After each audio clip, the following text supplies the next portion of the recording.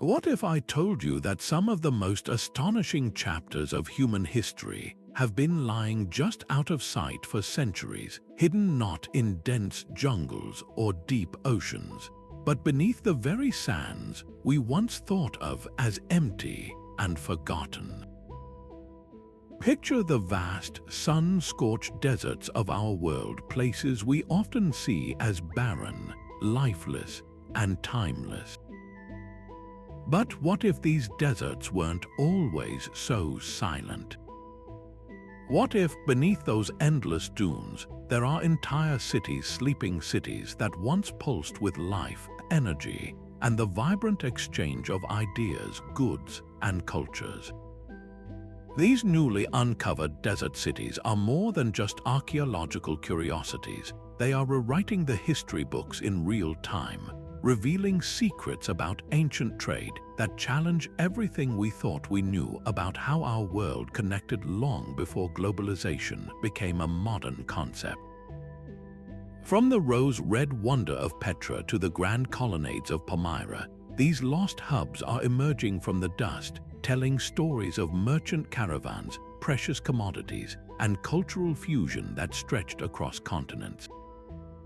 They speak of a time when silk, spices, incense, and gems moved along routes that wove civilizations together in ways we're only beginning to understand. In this video, we're going to dig deep into the sands and into the past to explore how these incredible discoveries are reshaping our understanding of antiquity's global economy. We'll uncover how cities flourished against all odds in some of Earth's most challenging environments, and what their resilience and ingenuity can teach us about human ambition and adaptability. So settle in and open your imagination. You're about to journey into a world of hidden histories, buried wealth, and stories waiting patiently for centuries to be told. This is more than a look back in time. It's an invitation to see the past in a whole new light. Think about the sheer thrill of stumbling upon something the world had forgotten, a city swallowed by sand, a civilization erased by time. That's exactly what happened in 1812 when a young Swiss explorer named Johann Ludwig Burckhardt, disguised as an Arab scholar, followed whispers of a lost city deep within Jordan's deserts. His local guide, perhaps suspicious or protective of the secret, led him through a narrow, winding canyon called the Sick. As they emerged from the shadows, Burckhardt was confronted with a sight that must have stolen his breath: the magnificent rose-red facade of Petra's Treasury, intricately carved into the cliff face. He had to contain his excitement, scribbling notes in secret, knowing he'd just confirmed the existence of a city that had faded into legend. This single moment of discovery reignited the world's fascination with the secrets the desert had kept. But Petra was just the beginning. Centuries later, another legend was pulled from the sands: Ubar, the so-called Atlantis of the sands. For generations, this city was little more than a tale from the Arabian Nights, a wealthy hub for the frankincense trade, said to have been punished by the gods and swallowed whole by the desert. Many explorers searched for it and failed. Then, in the 1990s, a team using satellite imagery identified ancient caravan tracks converging on a spot in Oman's remote, empty quarter. When archaeologists followed those tracks and began to dig, they found it the remains of a fortified city with towers and walls, just as the stories had described. The moment of Ubar's rediscovery was a powerful testament to how myth and history can sometimes be one and the same. These incredible finds are no longer just the stuff of daring adventurers with a good hunch. Today, technology has given us a whole new set of eyes to peer beneath the surface. Satellite photography can reveal subtle differences in soil and vegetation that hint at buried walls or roads, features invisible from the ground. Ground-penetrating radar sends pulses into the earth, mapping out foundations and chambers without ever breaking the soil. These tools allow archaeologists to see an entire city's blueprint before they even lift a trowel, transforming a field once driven by guesswork into a precise science. We can now survey vast, inhospitable regions from the safety of a lab, finding clues that would have been impossible to spot just a few decades ago. The emotional weight of these rediscoveries is profound. It's not merely about finding old stones, it's about reconnecting with thousands of lives that came before us. Every pot shard, every coin, every piece of jewelry is a voice from the past, suddenly speaking again. Uncovering a city like Petra or Ubar is like opening a time capsule that rewrites chapters of our shared human story. We learn that these places were not isolated outposts but were dynamic, cosmopolitan centers. They were melting pots of culture and innovation, and their recovery from the sand is the first step in understanding the vast, intricate web of trade that they once anchored. At first glance, a desert seems like the last place you'd build a thriving metropolis, a harsh, waterless expanse where survival is a daily struggle. Yet, it was precisely this challenging geography that became these cities' greatest asset. Their secret location. These urban centers didn't just exist in the desert, they mastered it by planting themselves directly on the world's most vital economic arteries. Think of the Silk Road, the Incense route, and other ancient highways not as single paths, but as intricate networks of trails, and these cities were the crucial junctions where all those paths converged. They became the indispensable crossroads where caravans, after weeks of arduous travel, had to stop, resupply, and pay duties. This wasn't a matter of chance, it was a calculated choice. Take Palmyra, rising from the Syrian desert. It sat perfectly in the neutral zone between two superpowers, the Roman Empire to the west and the Parthian Empire to the east. For merchants moving luxury goods between these rival states, a direct route was often too dangerous, fraught with political tension and high tariffs. Palmyra offered a safe, neutral detour. It became the diplomatic and commercial lubricant between empires, a place where deals could be struck away from the battlefields. Its wealth literally grew from its ability to connect two hostile worlds. Then there's Petra, the breathtaking Nabatean capital. Its genius was in controlling a scarce resource, water. The city was built within a ring of protective mountains, accessible only through a narrow, easily defended canyon called the Sick. But more importantly, the Nabateans were hydrological engineers without equal. They constructed an extensive system of dams, cisterns, and channels that captured seasonal floodwaters, allowing them to create a man-made oasis in the heart of the desert. For caravans traveling from Arabia towards the Mediterranean ports, Petra wasn't just a convenient stop. It was the only place for miles where hundreds of people and animals could reliably drink. This control over water gave them immense power over the flow of trade. Beyond grand cities, smaller outposts thrived by fulfilling specific, critical needs. A simple oasis with a reliable spring could become a wealthy town simply by offering respite. A mountain pass, like those in the Hejaz region, provided a navigable path through otherwise impenetrable rocky plateaus, and the settlements that guarded these passes held immense sway, charging tolls for safe passage.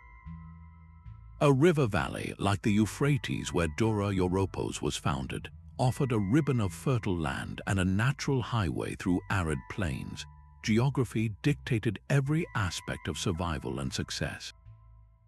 But these places were far more than just glorified rest stops. They were the world's first global melting pots. When a caravan from India, loaded with spices and gems, pulled into Palmyra, its merchants would meet traders from Rome with glassware and from China with silk. They didn't just exchange goods, they exchanged languages, religious beliefs, architectural styles, and technologies. A Palmyran noble might have a Roman name, worship a blend of Mesopotamian and Greek gods, and be buried in a tomb that features Persian artistic motifs. This cultural fusion was a direct product of geography, of being the place where the world literally passed through. The desert, by its very nature, forced interaction and interdependence, transforming these cities into vibrant, cosmopolitan hubs where the ancient world truly became connected. Now, let's talk about the very lifeblood of these desert economies, the precious cargo that made the arduous journeys across the sands not just worthwhile, but immensely profitable. If you were a merchant in antiquity, few goods offered a greater return on investment than incense and spices.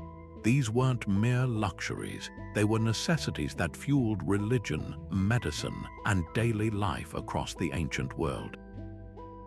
And the cities that controlled their flow, like Ubar in Oman or Jerha on the Persian Gulf, didn't just prosper. They became legendary. The most sought-after treasures were frankincense and myrrh, two aromatic resins that could only be harvested from scraggly, unlikely-looking trees that grew in the arid, rocky soils of southern Arabia and the Horn of Africa. Harvesting them was a delicate, skilled process. Workers would make precise cuts in the bark of the trees, allowing the precious sap to slowly bleed out and harden into tear-shaped droplets known as tears. These tears were then carefully collected. The finest quality frankincense was a pearly white, while the best myrrh was a deep, reddish brown. This process turned vast stretches of otherwise marginal land into veritable gold mines. But getting this liquid gold to market was an epic undertaking in itself. Caravans of hundreds, sometimes thousands of camels would be assembled. These ships of the desert were the only animals capable of surviving the long, waterless stretches between oases. The journey from the harvesting regions in modern-day Oman and Yemen to the markets in Gaza, Petra, and beyond could take months. The routes were strictly controlled and protected, a secret closely guarded by the tribes who profited from them. This was the famed Incense Road, a network of trails every bit as important as the Silk Road, weaving through the deserts and making strategic stops at cities that provided water, security, and markets. The value of these goods was astronomical by the time they reached their final destination. The Roman naturalist Pliny the Elder wrote with a mix of awe and frustration about the drain on the empire's treasury, noting that the trade in Arabian luxuries was sucking away vast sums of Roman silver and gold each year. He meticulously described the journey, the different grades of incense, and the exorbitant prices they commanded. For the Romans, this was a major economic concern, but the demand was simply too great to ignore. So, what made these resins so incredibly valuable? Their uses were varied and vital. In religion, frankincense and myrrh were indispensable. They were burned as offerings in temples across Egypt, Greece, Rome, and the Near East, their fragrant smoke believed to carry prayers up to the gods. Myrrh was a key ingredient in the sacred anointing oil used in Jewish rituals. In medicine, they were prized as antiseptics for treating inflammation and for aiding digestion. In daily life, they were used in perfumes, cosmetics, and even in the embalming practices of ancient Egypt. They were, in a very real sense, the antibiotics, air fresheners, and spiritual conduits of the ancient world. The wealth and power this trade generated is captured in legendary stories, none more famous than that of the Queen of Sheba. While her exact kingdom is debated, her story is deeply tied to the incense-rich regions of southern Arabia. Ancient texts describe her journey to King Solomon in Jerusalem, bringing with her a caravan laden with vast quantities of gold, precious gems, and of course spices and incense. This wasn't just a friendly visit, it was a monumental trade mission, a display of immense economic power that cemented diplomatic relations between two powerful realms. Her legend illustrates how control over these commodities could elevate a ruler to near mythic status and open doors to the highest echelons of power. This trade did more than just make middlemen rich. It built the first bridges of globalization. A priest in a temple in Rome might be burning frankincense that was harvested by a tribesman in Oman, transported by a Nabatean caravan driver, and sold by a Greek merchant. That single tier of resin connected their lives across continents and cultures. The constant movement of people and goods along these routes facilitated an exchange of ideas, languages, and technologies that far exceeded the trade in physical goods. The commerce in incense and spices didn't just fill coffers. It wove together the very fabric of the ancient world, creating a web of interdependence that stretched from the Arabian desert to the Mediterranean Sea. While incense and spices provided the aromatic lifeblood of trade, nothing quite captured the ancient imagination like the cold, hard glitter of precious metals and gemstones. If frankincense was the scent of the gods, then gold was their tangible embodiment, a universal symbol of wealth, power, and immortality that drove empires to extraordinary lengths to acquire it. The desert cities, perfectly positioned along the trade arteries, became the vital financial centers where this immense wealth was weighed, traded, and transformed. The sources of these treasures read like a map of the ancient world's most remote and perilous regions. Gold was painstakingly panned from the riverbeds of Egypt's Nubian deserts or mined from deep, dangerous shafts in the mountains of Arabia. Silver often came from the mines of Anatolia or Persia, but perhaps no gemstone was more iconic than lapis lazuli with its deep, celestial blue. This stone had a single, legendary source, the remote mines of Sar-e-Sang in the jagged mountains of modern-day Afghanistan. Getting a single kilogram of this stunning blue rock to a Roman jeweler meant a journey of thousands of miles, passing through countless hands and crossing some of the most unforgiving terrain on Earth.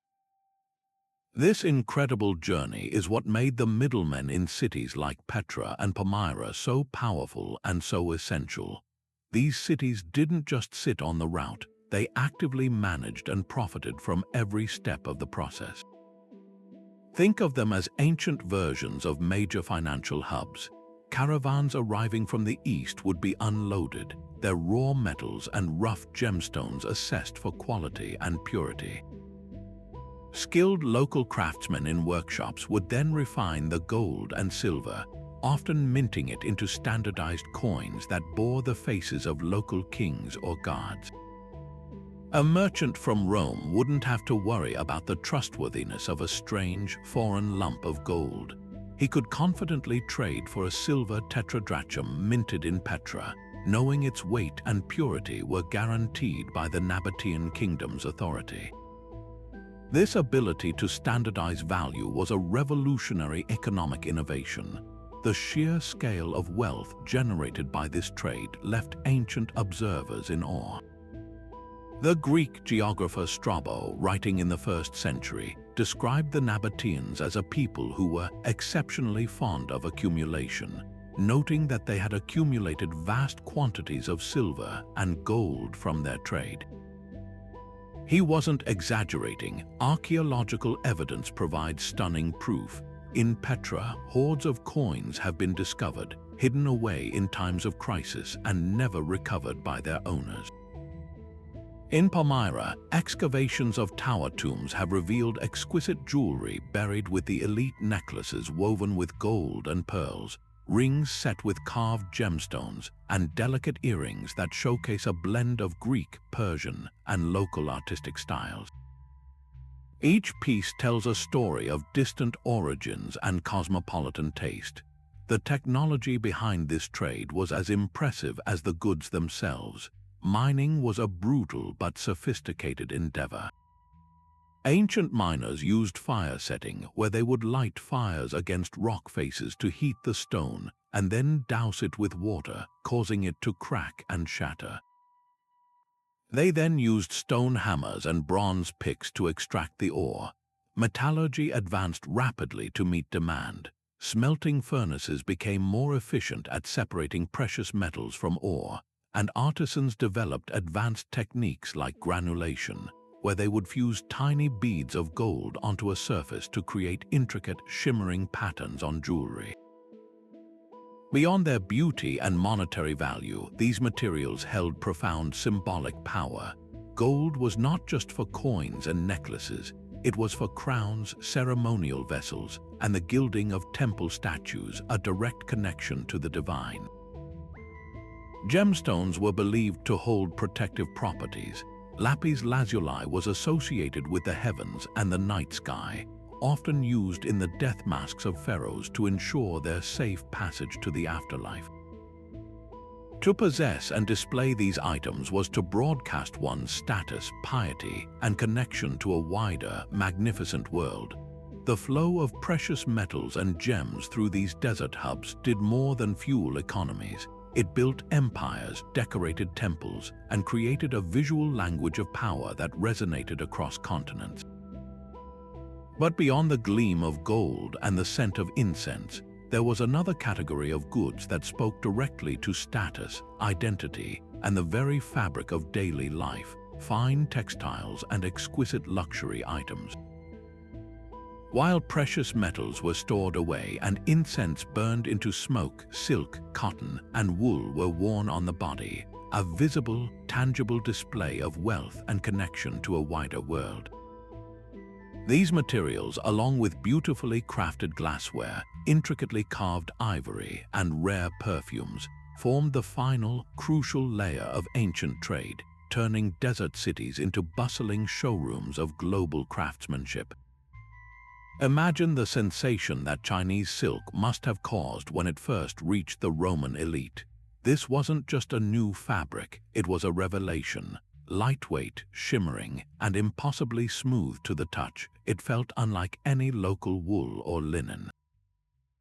Roman writers like Pliny the Elder lamented the vast sums of money flowing east to pay for this extravagant desire, a drain on the empire's gold reserves that he viewed as morally decadent. But the demand was insatiable.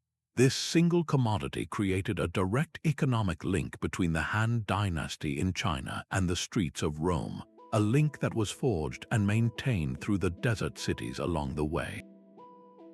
A single bolt of silk passing through the hands of Central Asian, Parthian, and Palmyran merchants would see its value multiply exponentially with every mile it traveled west. Cities like Dura-Europos, perched on the banks of the Euphrates River, became critical nodes in this network. Excavations there have revealed something fascinating. It wasn't just a passive stopover.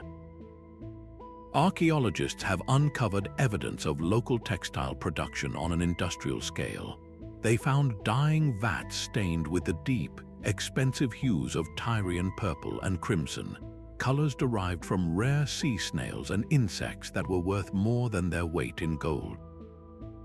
They uncovered the charred remains of looms and weights, telling us that raw materials like wool and cotton were being imported, transformed into high-value finished goods right there in the city, and then exported at a significant profit. This shift from mere trade to value-added production shows a remarkably sophisticated economic mindset. Further south, a city like Hatra in northern Mesopotamia became renowned for its own unique luxury exports. While less famous than Palmyra, Hatra's wealth was built on its control of the trade routes between the Parthian and Roman worlds. Its temples and palaces were adorned with stunning works of art that reveal its cosmopolitan connections. Archaeologists have found delicate glassware that likely originated in Syrian workshops, its pale blue and green hues still catching the light after 2,000 years. They've uncovered fragments of ivory, meticulously carved into intricate plaques for furniture or small cosmetic boxes. These items, sourced from African elephants and crafted by skilled artisans, were the ultimate status symbols for the elite, signifying a reach that extended to the farthest corners of the known world. The impact of this trade on culture and fashion was profound and permanent. It wasn't just about importing foreign goods, it was about adopting and adapting foreign styles. A wealthy Roman woman might wear a gown of Chinese silk but have it dyed with Phoenician purple and accessorized with pearls from the Persian Gulf and gold jewelry from Egypt. In the desert cities themselves, this fusion was even more pronounced. Palmyran sculptures show its citizens wearing a fascinating hybrid of clothing: Roman-style tunics under heavy Parthian trousers and cloaks, adorned with typically local patterns and jewelry. Your wardrobe was a map of your economic and cultural connections, a public declaration of your place in a vast, interconnected world. This exchange of luxury goods also accelerated technological and artistic innovation. The desire for colorful textiles drove advances in chemistry for creating stable, vibrant dyes. The demand for clear, delicate glass led to improvements in furnace temperatures and glass blowing techniques in places like Sidon and Alexandria. The knowledge of these techniques didn't just stay in one place, it traveled with the merchants and the goods themselves.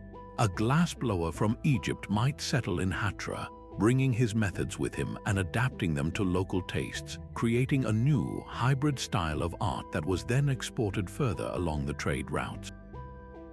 This constant cross-pollination of ideas, fueled by commerce, was a powerful engine of cultural and technological progress, proving that the ancient economy was as much about the exchange of knowledge as it was about the exchange of goods.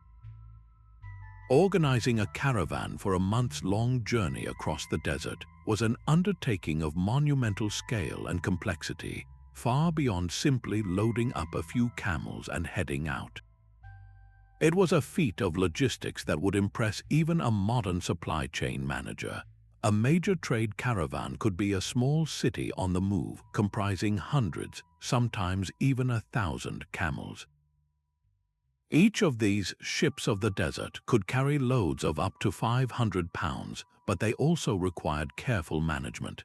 They needed to be fed, watered, and rested, their loads secured and balanced to prevent injury on the rocky, uneven terrain. The caravan wasn't just animals, it was a small society.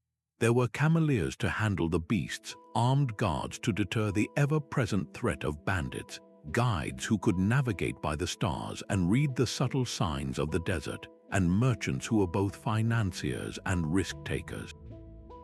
The entire operation was a delicate balance of speed, weight, and safety, where a single miscalculation, a missed water source, a lost trail, could mean disaster for everyone. The routes they traveled were not just random paths across the sand. They were meticulously mapped and carefully maintained highways of antiquity. Knowledge of these trails was a closely guarded secret, passed down through generations of merchants and guides. They followed a chain of known stopping points, places where the geography provided a precious resource: a reliable well, a natural spring, a sheltered canyon out of the wind. These were the lifelines of the journey. Over centuries, these natural stopping points were enhanced by human ingenuity. Caravanserais, or fortified guest houses, were constructed at regular intervals, often a day's journey apart. These were more than just inns. They were secure compounds with high walls, offering shelter, storage for goods, and space for animals to rest. They provided the essential infrastructure that made long-distance trade not just possible, but predictable. A merchant could plan his journey knowing that at the end of a grueling day, there would be a place to rest safely. The great cities along these routes, like Petra or Palmyra, functioned as the ultimate caravanserais on a grand scale. They didn't just offer a night's rest, they provided a complete economic ecosystem. Within their walls, a merchant could find everything he needed: warehouses to store his goods securely, markets to sell them, money changers to convert foreign currencies, and officials to resolve disputes under established commercial law. Most critically, these cities solved the desert's fundamental problem, water. The Nabateans of Petra were masters of this, constructing an immense network of cisterns, dams, and channels that captured seasonal floodwaters, allowing them to supply vast caravans with enough water to continue their journey.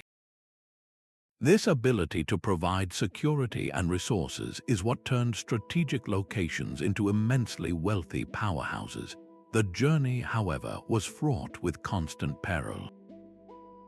The 14th century Moroccan traveler Ibn Battuta, who journeyed across these same deserts, wrote vividly about the existential dread that accompanied desert travel.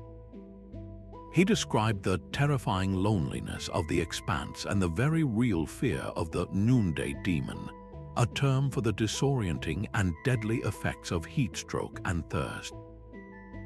Beyond the environment, there was the human element. The desert was not empty, it was the domain of powerful nomadic tribes. Their relationship with the caravans was complex and fluid. Sometimes they acted as facilitators hired as guides and protectors for a fee, their intimate knowledge of the land being indispensable. At other times, they could be predators, extracting heavy tolls for safe passage or simply raiding unprotected trains. A successful caravan leader had to be part diplomat, part financier, and part warrior, negotiating with tribal sheikhs and ensuring his guards were always vigilant. Perhaps no caravan better illustrates this incredible logistical achievement than the annual Incense caravan from the southern Arabian kingdom of Hadramaut.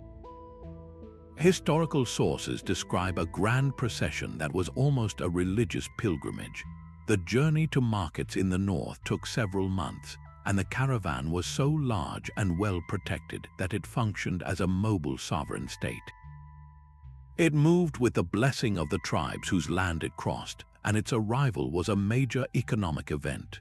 The sheer volume of frankincense and myrrh it carried was staggering, capable of supplying temples and markets across the Mediterranean for a year.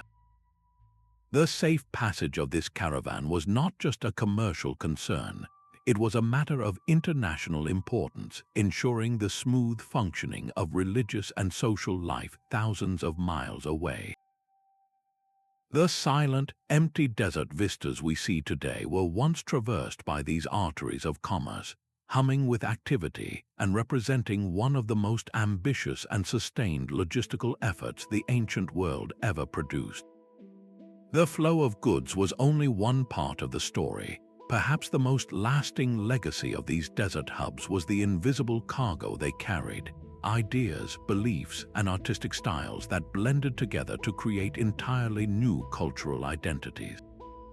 These cities were far more than commercial warehouses. They were the ancient world's greatest melting pots, where a merchant from Rome could debate philosophy with a scholar from India, and a local artisan might incorporate Greek, Persian, and Egyptian motifs into a single piece of art.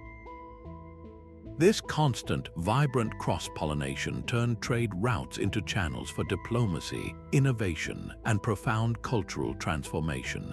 Nowhere is this fusion more visually stunning than in the ruins of Palmyra. Walking down its grand colonnaded street, a visitor would have been surrounded by a fascinating architectural salad.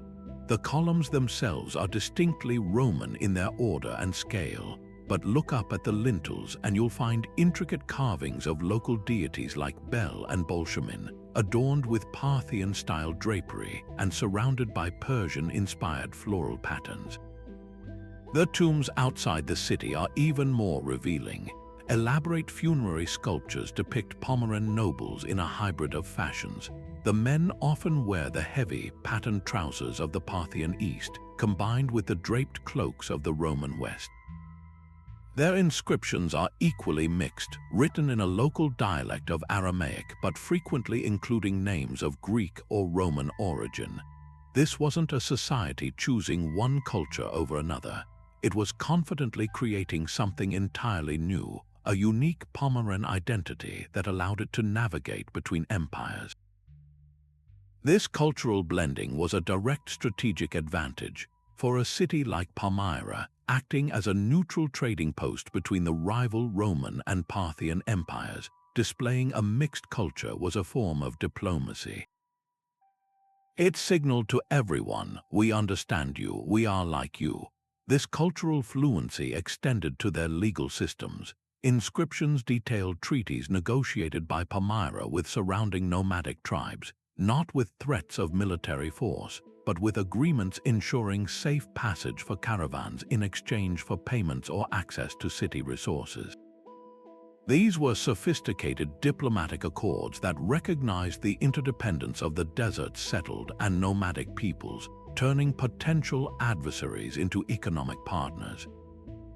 A historian might point out that this soft power, the power of cultural connection and mutual economic benefit, was often far more effective and durable than military conquest. The exchange of ideas often traveled with the exchange of goods, and one of the most powerful examples is the spread of religious beliefs. Buddhist monks from India, for instance, journeyed along the Silk Road with merchant caravans, using these well-established and protected routes to carry their teachings into Central Asia and eventually China. They established monasteries in oasis towns, which in turn became safe havens and cultural centers for travelers from all backgrounds. A trader stopping at a caravanserai in Bactria might listen to a Buddhist monk preach about compassion, then later that evening discuss Zoroastrian ideas of good and evil with a Persian merchant, before offering a prayer to the Roman god Mercury for profit and safe travel. This spiritual marketplace allowed individuals to encounter and adopt new beliefs, creating syncretic forms of worship that blended elements from different traditions. Language itself was transformed in these bustling hubs. Aramaic, for example, became the lingua franca of trade and administration across much of the Near East, not because of military conquest but because of commercial necessity. A trader in Petra might speak Nabatean at home, use Greek for official business contracts due to its widespread use in the Hellenistic world, and rely on Aramaic to haggle with a caravan master from Syria. This multilingual environment accelerated the exchange of knowledge. Concepts for new technologies, like the water-lifting device known as the sakia or advanced metallurgical techniques, could travel thousands of miles, their names and instructions adapting into new languages as they moved from one workshop to another. The ultimate result of this centuries-long conversation was a remarkable level of innovation in governance and daily life. The nomadic tribes of the Arabian Peninsula, who facilitated and protected much of the trade, developed sophisticated codes of law that emphasized hospitality and the protection of guests, a direct necessity for a functioning trade economy. Settled cities, in turn, adopted more flexible approaches to governance, often granting merchants a significant degree of self-rule and maintaining courts that could adjudicate disputes between people of different nationalities based on a common commercial law. This system of shared rules and mutual understanding, forged in the desert crucible of trade, created a fragile but powerful network of trust that stretched from the Mediterranean coast to the mountains of India, proving that commerce could do more than fill coffers. It could build bridges of understanding between vastly different worlds. Operating within this chaotic, multicultural environment of long-distance trade required more than just handshakes and goodwill. It demanded a sophisticated and reliable financial infrastructure to function. The desert cities, acting as the ancient equivalent of global banking centers, developed incredibly advanced economic systems built on standardized currencies, innovative credit arrangements, and legally binding contracts that created a framework of trust among strangers from different worlds. Without these mechanisms, the vast caravans laden with silk and gems would have been paralyzed by uncertainty and risk. The most visible symbol of this financial sophistication was the minting of local coinage. Cities like Petra took a monumental step towards economic maturity when they began producing their own standardized silver coins, known as tetradrachms. These weren't mere tokens, they were a powerful statement of sovereignty and economic credibility. A merchant from Alexandria arriving in Petra could confidently use these locally minted coins because they were guaranteed to contain a specific, reliable weight and purity of silver. This eliminated the constant, wearying hassle of weighing and assaying unfamiliar lumps of precious metal or foreign coins of dubious quality.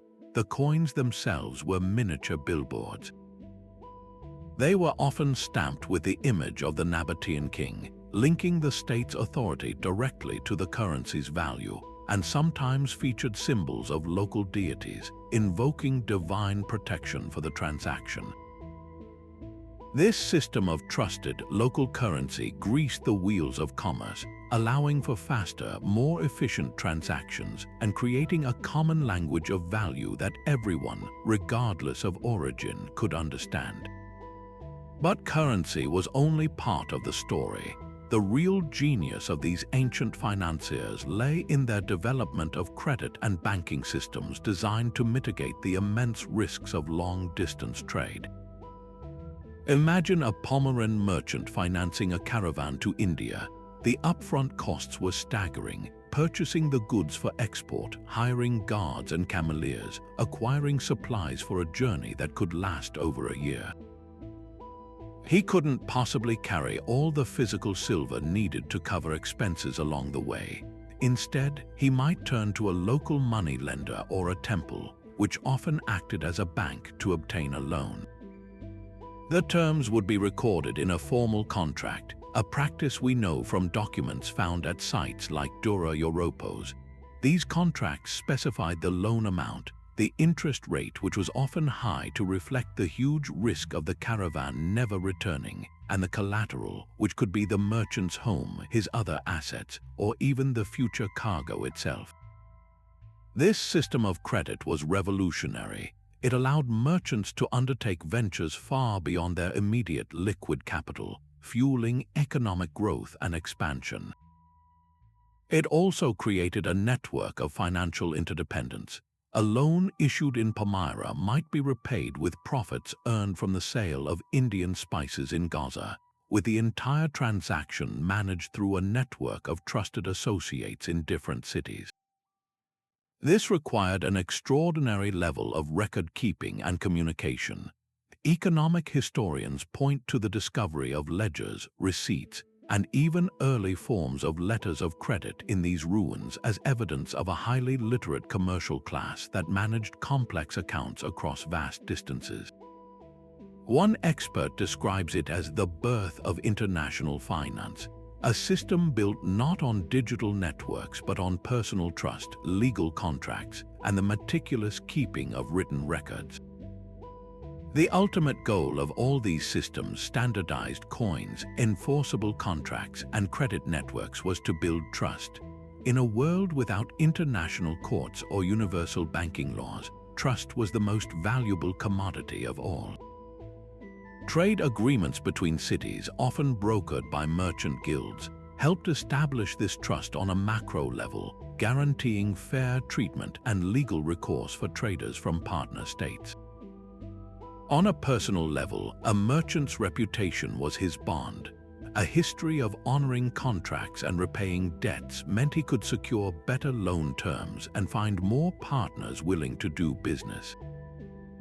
The entire economic engine of the desert trade, which connected continents and moved fortunes, was built on this fragile but powerful foundation of mutual financial interest and meticulously managed risk. It was a remarkable achievement in globalization, proving that even 2,000 years ago, the world understood that for commerce to flourish, it needed rules, reliability, and a shared belief in a promise.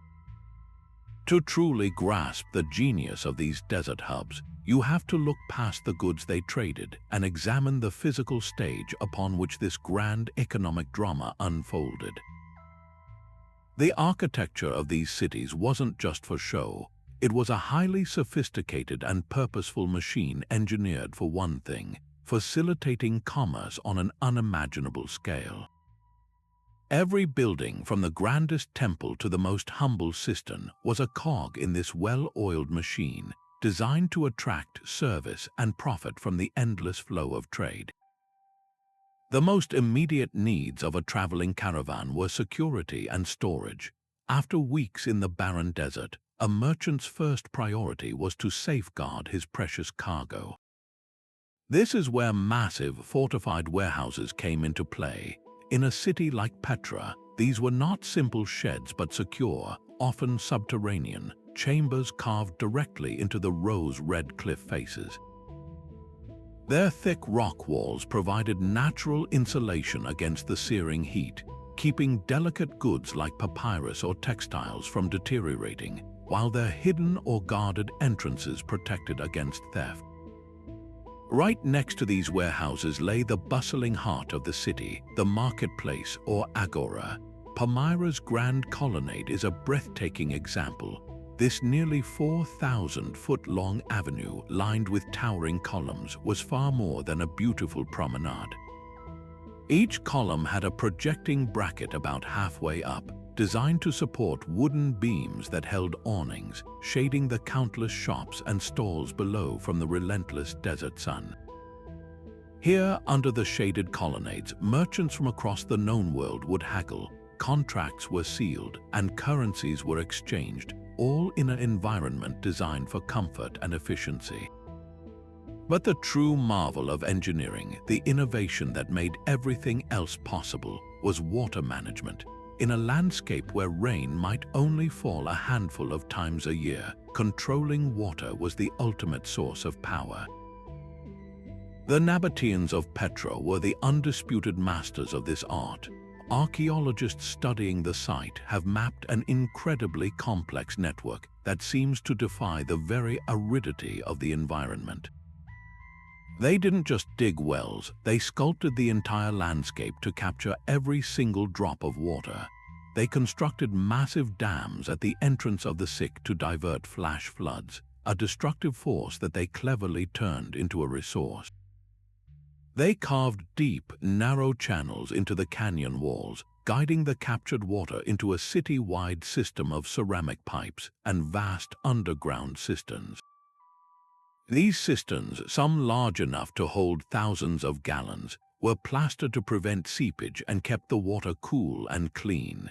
This meant that while a caravan of 1,000 camels might arrive parched and desperate, the city could provide abundant water for every person and animal, a service for which they could charge a premium and which guaranteed their status as an indispensable stop. Scattered along the trade routes between these great cities were the essential way stations known as caravanserais. These were the pit stops of the ancient world, but built to withstand the extremes of the desert. A typical caravanserai was a large, square fortress-like structure with a single, heavy gate for security. Inside, a central open courtyard allowed camels to be unloaded and rested, surrounded by vaulted stables for the animals and a series of small, Spartan rooms on a second level for the merchants to sleep.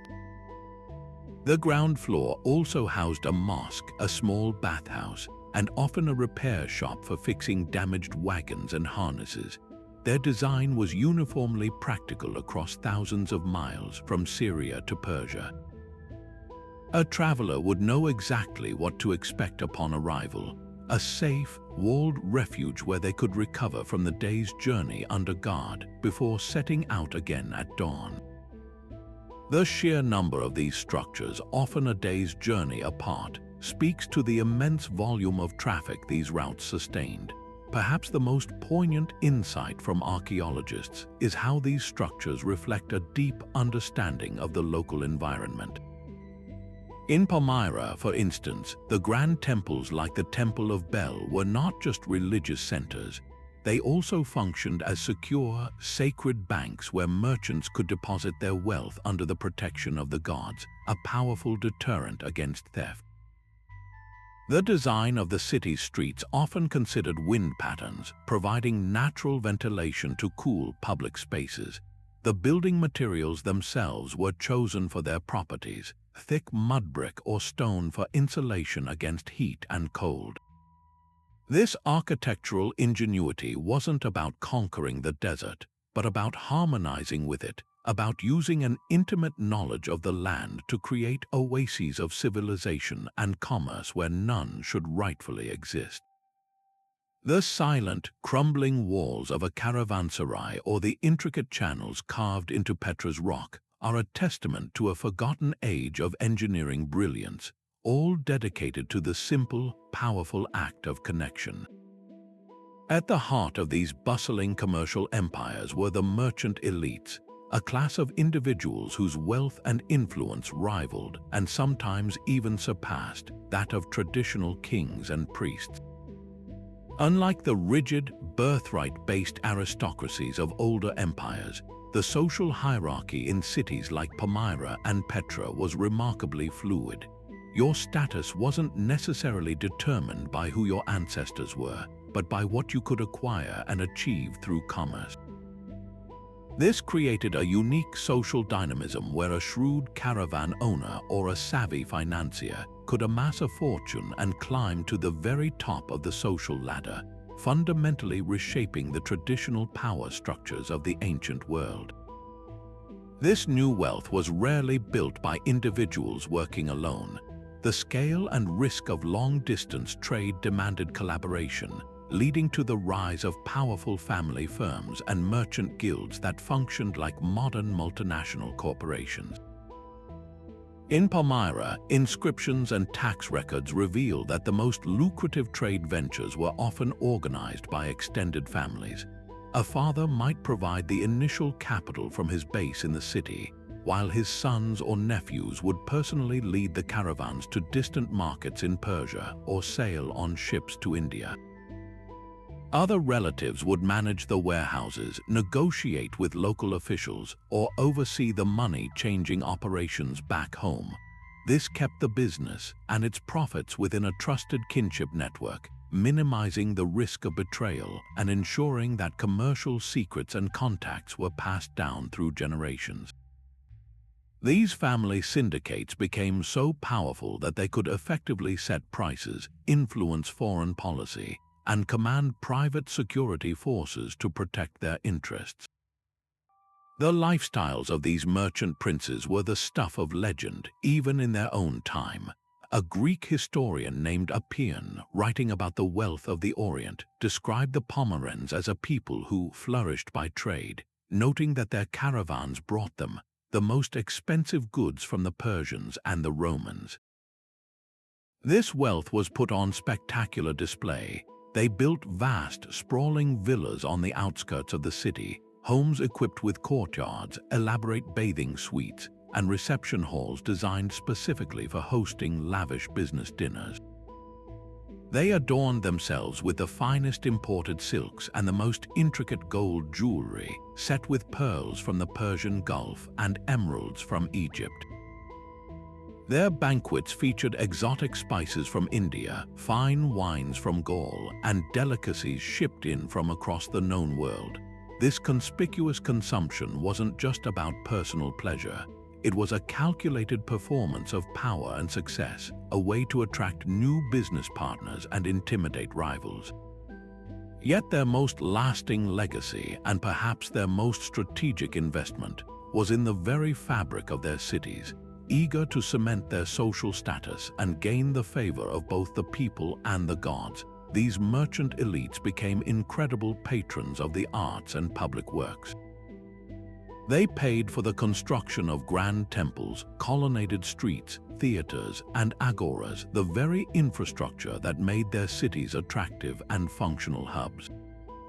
In Palmyra, nearly every major public building bears an inscription proudly naming the wealthy merchant or family who funded its construction. A prime example is the magnificent Temple of Bel, one of the largest religious edifices of the ancient world, which was financed through donations from the city's leading trading families. This was more than simple philanthropy. It was a way to buy social legitimacy and immortalize their names in stone, transforming economic capital into cultural and political influence.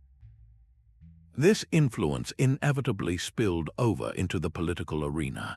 The merchant classes didn't just want to be rich, they wanted to govern. In Palmyra, the wealthiest merchants formed the city's senate and held the highest executive offices. They used their economic leverage to negotiate directly with Roman emperors and Persian shahs, securing favorable trade terms and special legal status for their city. They understood the language of diplomacy and power because they practiced it every day in their business dealings. The most famous example is Queen Zenobia herself, who hailed from one of these powerful mercantile families. Her audacious bid to break from Rome and forge an empire of her own was, at its core, the ultimate act of a merchant prince, a calculated risk to control the entire Eastern trade network, leveraging the economic power her class had built over centuries. The story of these desert cities is ultimately a human story, a narrative about how the pursuit of profit built not just personal fortunes, but entire civilizations, shaping their culture, their politics, and their very skyline. Economic power in the ancient world as today was a currency that could be spent far beyond the marketplace. For the wealthy desert cities, their immense wealth from trade was not an end in itself, but the foundational capital for a far more ambitious game, high-stakes geopolitics. These urban centers, though often small in population, learned to leverage their economic indispensability to negotiate with empires as equals, craft delicate alliances, and in some remarkable cases, directly challenge the superpowers of their age. They transformed their commercial clout into genuine political influence, mastering the art of survival by making themselves too valuable to conquer and too connected to ignore. The story of the Nabatean kingdom of Petra is a masterclass in this delicate diplomatic dance. For centuries, they maintained a precarious but prosperous independence, caught between the expanding might of Rome to the west and the formidable Parthian Empire to the east. Their strategy was one of brilliant, pragmatic neutrality. They understood that their value lay in their role as honest brokers and reliable facilitators of trade. Rather than defiantly refusing Rome, they offered the empire something far more valuable than simple submission, stability, and profit. They became a client kingdom, an officially recognized ally that managed the volatile frontier trade on Rome's behalf. In exchange for a degree of autonomy, they ensured the smooth flow of Eastern luxuries into Roman ports and Roman silver into Eastern mines.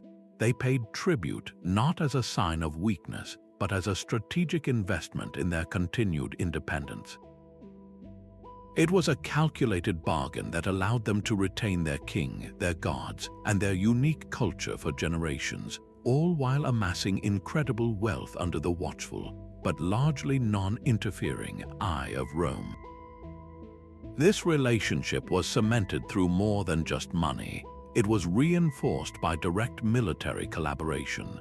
Historians point to inscriptions and records detailing how Nabatean forces would act as auxiliary troops in Roman campaigns, providing their expert knowledge of desert warfare to supplement the legion's heavy infantry. In one notable instance, a Nabatean cavalry unit was instrumental in helping the Roman general Gaius Aelius Gallus navigate the treacherous Arabian desert during a military expedition.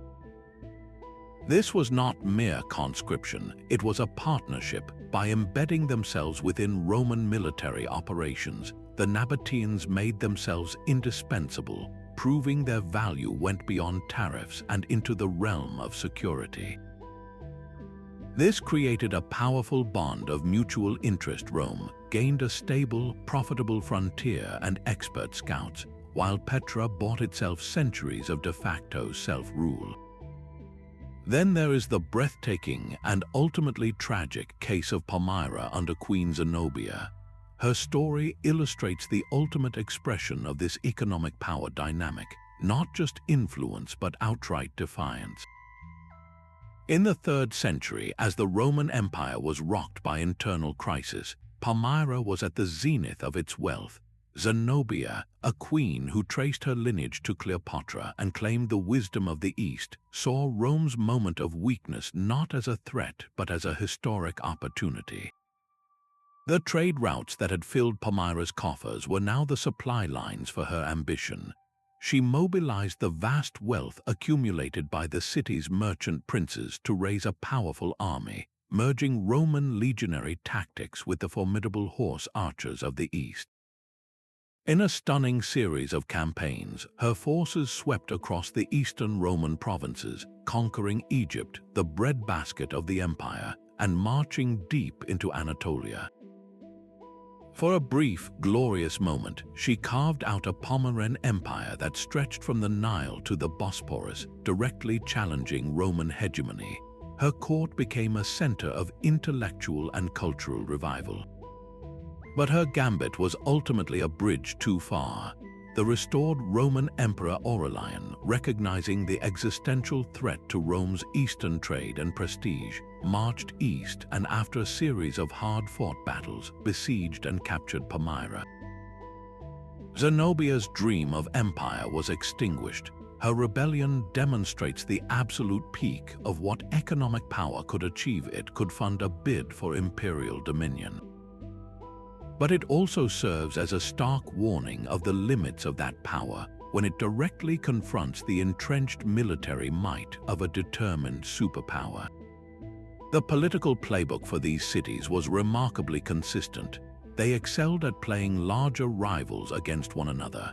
A Palmyran diplomat might negotiate with Rome by subtly hinting at the benefits of a closer relationship with Parthia, and vice versa. This balancing act required immense skill and a deep understanding of international politics. Their alliances were rarely based on ideology or loyalty, but on cold, hard commercial calculus. A trade agreement with one empire might include clauses for mutual military defense, transforming an economic treaty into a strategic partnership. The wealth from customs duties and tariffs funded not just lavish monuments, but also the city walls, garrison forces, and the bribes that could keep hostile tribes or rival generals at bay. In the endless desert where survival was a negotiation, these cities learned that the most powerful weapon was not always the sword, but the deal, a lesson in realpolitik written not in scrolls, but in the very stones of their forgotten ruins. In the ancient desert cities, the sacred and the commercial were not separate realms. They were deeply and intentionally intertwined, creating a powerful synergy that fueled both faith and the economy. The temple was far more than a place of worship. It was often the very heart of the city's financial life. These grand structures, dedicated to powerful deities, functioned as the most secure banks in the ancient world. A merchant could deposit his profits or take out a loan with the absolute confidence that his wealth was under divine protection, a potent deterrent against theft. The priests who managed these temples were not just spiritual leaders, they were sophisticated financial administrators, overseeing vast holdings of land, capital, and commodities. They acted as trusted arbiters, resolving commercial disputes based on a blend of religious law and common business practice, their judgments carrying the weight of both legal and divine authority. This system created a foundation of incredible trust, essential for trade between people of different cultures and backgrounds who shared a reverence for the gods of the place. This fusion is perfectly illustrated by the incense trade of southern Arabia. For the civilizations of the ancient Near East, frankincense and myrrh were not merely expensive luxuries, they were sacred substances, the very breath of the gods required for ritual purity. The entire economy of regions like modern-day Oman and Yemen was built around the cultivation and export of these resins, but the trade itself was considered a religious act. An inscription from a temple in the ancient kingdom of Hadramaut describes a decree that a portion of every incense harvest was to be dedicated to the supreme god, Athter. Caravans carrying these holy commodities were themselves under divine protection, and their safe passage was seen as a sign of favor from the deities who presided over the desert routes. The immense wealth generated by this trade was then funneled back into the construction of ever more magnificent temples, creating a self-reinforcing cycle where commerce funded devotion, and devotion, in turn, sanctified and protected the commerce. Religious festivals provided another critical intersection of faith and trade. A major pilgrimage or holy day would draw thousands of people from across the region to a city like Petra or Palmyra. This sudden influx of people created a ready-made market, and these gatherings quickly evolved into massive trade fairs. The annual festival for the goddess Alat in Palmyra, for instance, was not only a time for sacrifices and processions, but also the most important commercial event of the year. Merchants would time their caravan arrivals to coincide with the festival, knowing they could sell their goods to a concentrated audience of wealthy pilgrims and local patrons. The sacred truce that often accompanied these events guaranteed safe passage for all attendees, making it the safest and most profitable time to conduct business. In this way, the calendar of the gods directly dictated the rhythm of commerce. The trade routes themselves became the primary vectors for the spread of major world religions. As merchants, monks, and missionaries traveled alongside caravans, they carried their beliefs with them. Early Christian communities first took root in key trading centers like Dura-Europos, where a house church has been excavated, showing how the new faith spread through established commercial networks from Jerusalem to Antioch and beyond. Similarly, Islam's rapid expansion across Arabia in the 7th century was facilitated by the deep connections between powerful merchant families in Mecca and Medina and the existing trade routes that linked the entire peninsula. The Quran itself acknowledges the sacred role of commerce, with verses that offer guidelines for fair trade and honest measurement, showing how spiritual teachings were adapted to the practical realities of a mercantile society. Even local pagan beliefs traveled and merged. A Nabatean merchant might make an offering to the Roman god Mercury, the divine protector of travelers and commerce, before setting out on a journey, seamlessly incorporating a foreign deity into his personal spiritual practice to ensure a profitable and safe voyage. This constant exchange ensured that the desert cities were not just marketplaces of goods, but also bustling crossroads of faith, where new ideas about the divine were always arriving with the next caravan. Mastering the brutal realities of desert trade required more than just courage and capital. It demanded a constant, relentless push for innovation. Every aspect of the caravan journey, from the animals that carried the goods to the methods of finding direction in a trackless sea of sand, was revolutionized by technology. At the very foundation of it all was a single, extraordinary animal, the camel. The domestication of the dromedary, or one-humped camel, around the first millennium BC, was nothing short of a transportation revolution for the arid regions of the Middle East. These creatures are biological marvels, perfectly engineered for desert survival. They can lose up to a quarter of their body weight in water without suffering ill effects, and then rehydrate by drinking up to 40 gallons in a single, prodigious session. Their wide, padded feet are ideal for walking on shifting sand without sinking, and their long eyelashes and closable nostrils protect them from fierce sandstorms. But the key innovation wasn't just the camel itself, it was the development of a specialized saddle. Early saddles were simple pads, but the North Arabian saddle, a rigid, frame-like structure that sat high on the animal's back, was a game-changer. It distributed weight more efficiently, allowing a single camel to carry heavier loads up to 500 pounds. and it provided a stable, elevated platform for a rider or for securing large cargo bundles. This single invention dramatically increased the cargo capacity of every caravan, directly boosting the economic potential of the trade routes. Navigating the featureless desert presented a terrifying challenge. There were no roads, no landmarks, just an endless expanse of dunes and rock under a blinding sun. To cross this void, caravan guides became masters of celestial navigation long before the age of ocean-going explorers. They possessed an intimate, oral knowledge of the stars passed down through generations.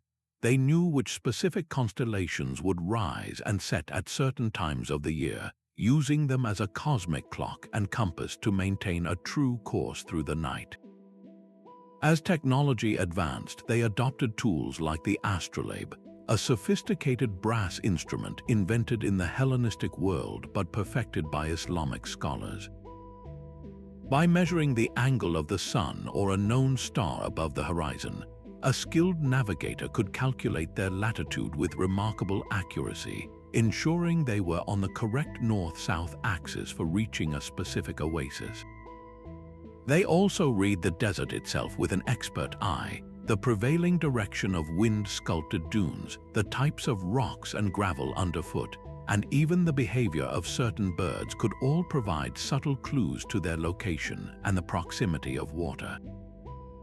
This blend of ancient environmental wisdom and cutting-edge astronomical tools turned the desert from an impassable barrier into a predictable, if still dangerous, highway. Perhaps the most critical challenge was the preservation of life itself, specifically water and food. A caravan of hundreds of people and animals required a staggering amount of provisions for a journey that could last weeks between reliable sources. Innovation here was a matter of survival. For water storage, the standard solution was the water skin, made from the entire hide of a goat or sheep, sewn up and treated with oils to make it watertight. These were durable and could be easily carried slung over a camel's saddle. For food, preservation techniques were essential. Grains like wheat and barley, the staples of the journey, were parched or roasted before the trip, a process that dried them out and prevented spoilage. Dates, a fruit native to the region, were a perfect travel food, naturally high in sugar for energy. They could be dried and compressed into dense, nutritious cakes that lasted for months. Meat was often dried into jerky or salted. Cheese, too, could be salted and hardened for travel. These methods ensured that even on the longest, most arduous legs of the journey, the caravan could remain self-sufficient. The true masters of harnessing their environment, however, were the Nabateans of Petra. Their hydraulic engineering was so advanced it borders on the miraculous. They didn't just find water, they manufactured it through a profound understanding of their desert landscape. They constructed an extensive network of dams and diversion tunnels to capture the rare but violent flash floods that roared through their canyons. Instead of allowing these torrents to destroy their city, they channeled the water into a sophisticated system of ceramic pipes and massive underground cisterns. These cisterns, carved directly into the bedrock and sealed with waterproof plaster, were hidden from the sun and evaporation, keeping the water cool and clean for months. This technology meant Petra could support a permanent population of tens of thousands and provide for the sudden arrival of a massive caravan without warning. It was this absolute control over the desert's most scarce resource that transformed Petra from a simple stop on the route into an indispensable, wealthy capital. The spread of these technologies was itself a product of trade. A Nabatean water engineer might share techniques with a merchant from Palmyra, who would then adapt them for his own city's needs. The design for an improved camel saddle or a more effective water storage jar would travel along the same routes as the spices and silks, evolving and improving with each new culture that adopted it. These innovations were the unsung heroes of ancient globalization, the practical, brilliant solutions that made the entire breathtaking network of desert trade not just possible but profitable. Surviving in the desert required more than just clever trade deals. It demanded a deep, intimate conversation with an unforgiving environment. The people of these cities didn't see the arid landscape as an enemy to be conquered, but as a partner to be understood. Their most brilliant innovations were in resource management, turning scarcity into abundance through a mastery of their surroundings that still inspires awe today. They became experts in capturing every possible drop of water, not just for their own survival, but to fuel the entire economic engine of long-distance trade. A caravan arriving at Petra after a month in the desolate wastes didn't just find a city, it found a miraculous oasis of reliability, a place where both man and beast could be certain of finding the water and food needed to continue the journey. This reputation for unwavering dependability is what made these hubs so indispensable. Their environmental adaptations were their greatest economic asset. The crown jewel of this ingenuity was rainwater harvesting. In a climate where rain might fall only a handful of times a year, and then often in violent, sudden downpours, the key was not just to collect water, but to control its furious energy. The Nabateans of Petra were the undisputed masters of this. They transformed their entire city into a massive water catchment system. They built diversion dams at the head of the Sick Canyon, not to block the water, but to steer it. They carved channels directly into the soft sandstone cliffs, guiding the torrents away from the main pathway and into a city-wide network of ceramic pipes. This water was then funneled into enormous underground cisterns hidden from the evaporating sun. Some of these chambers could hold over 40,000 gallons, ensuring a steady supply through the long, dry seasons. An environmental historian might describe this not as mere engineering, but as a form of ecosystem mimicry, where human systems work in harmony with natural hydrological cycles rather than against them. Beyond simple collection, these cities learned to create their own fertile microclimates. While large-scale agriculture was impossible, they practiced intensive terrace farming on canyon slopes and in sheltered valleys. At a place like Sigiriya in Sri Lanka, though not a true desert, we see a parallel principle of adaptation to arid conditions. The builders of this spectacular rock fortress created intricate water gardens with sophisticated hydraulics, including underground channels and pressure-based fountains, to sustain lush gardens in a seasonally dry tropical environment. In the deserts of Arabia, similar ingenuity was at work. Cities would plant dense groves of date palms. These trees provided precious food, but their real value was in the microclimate they created.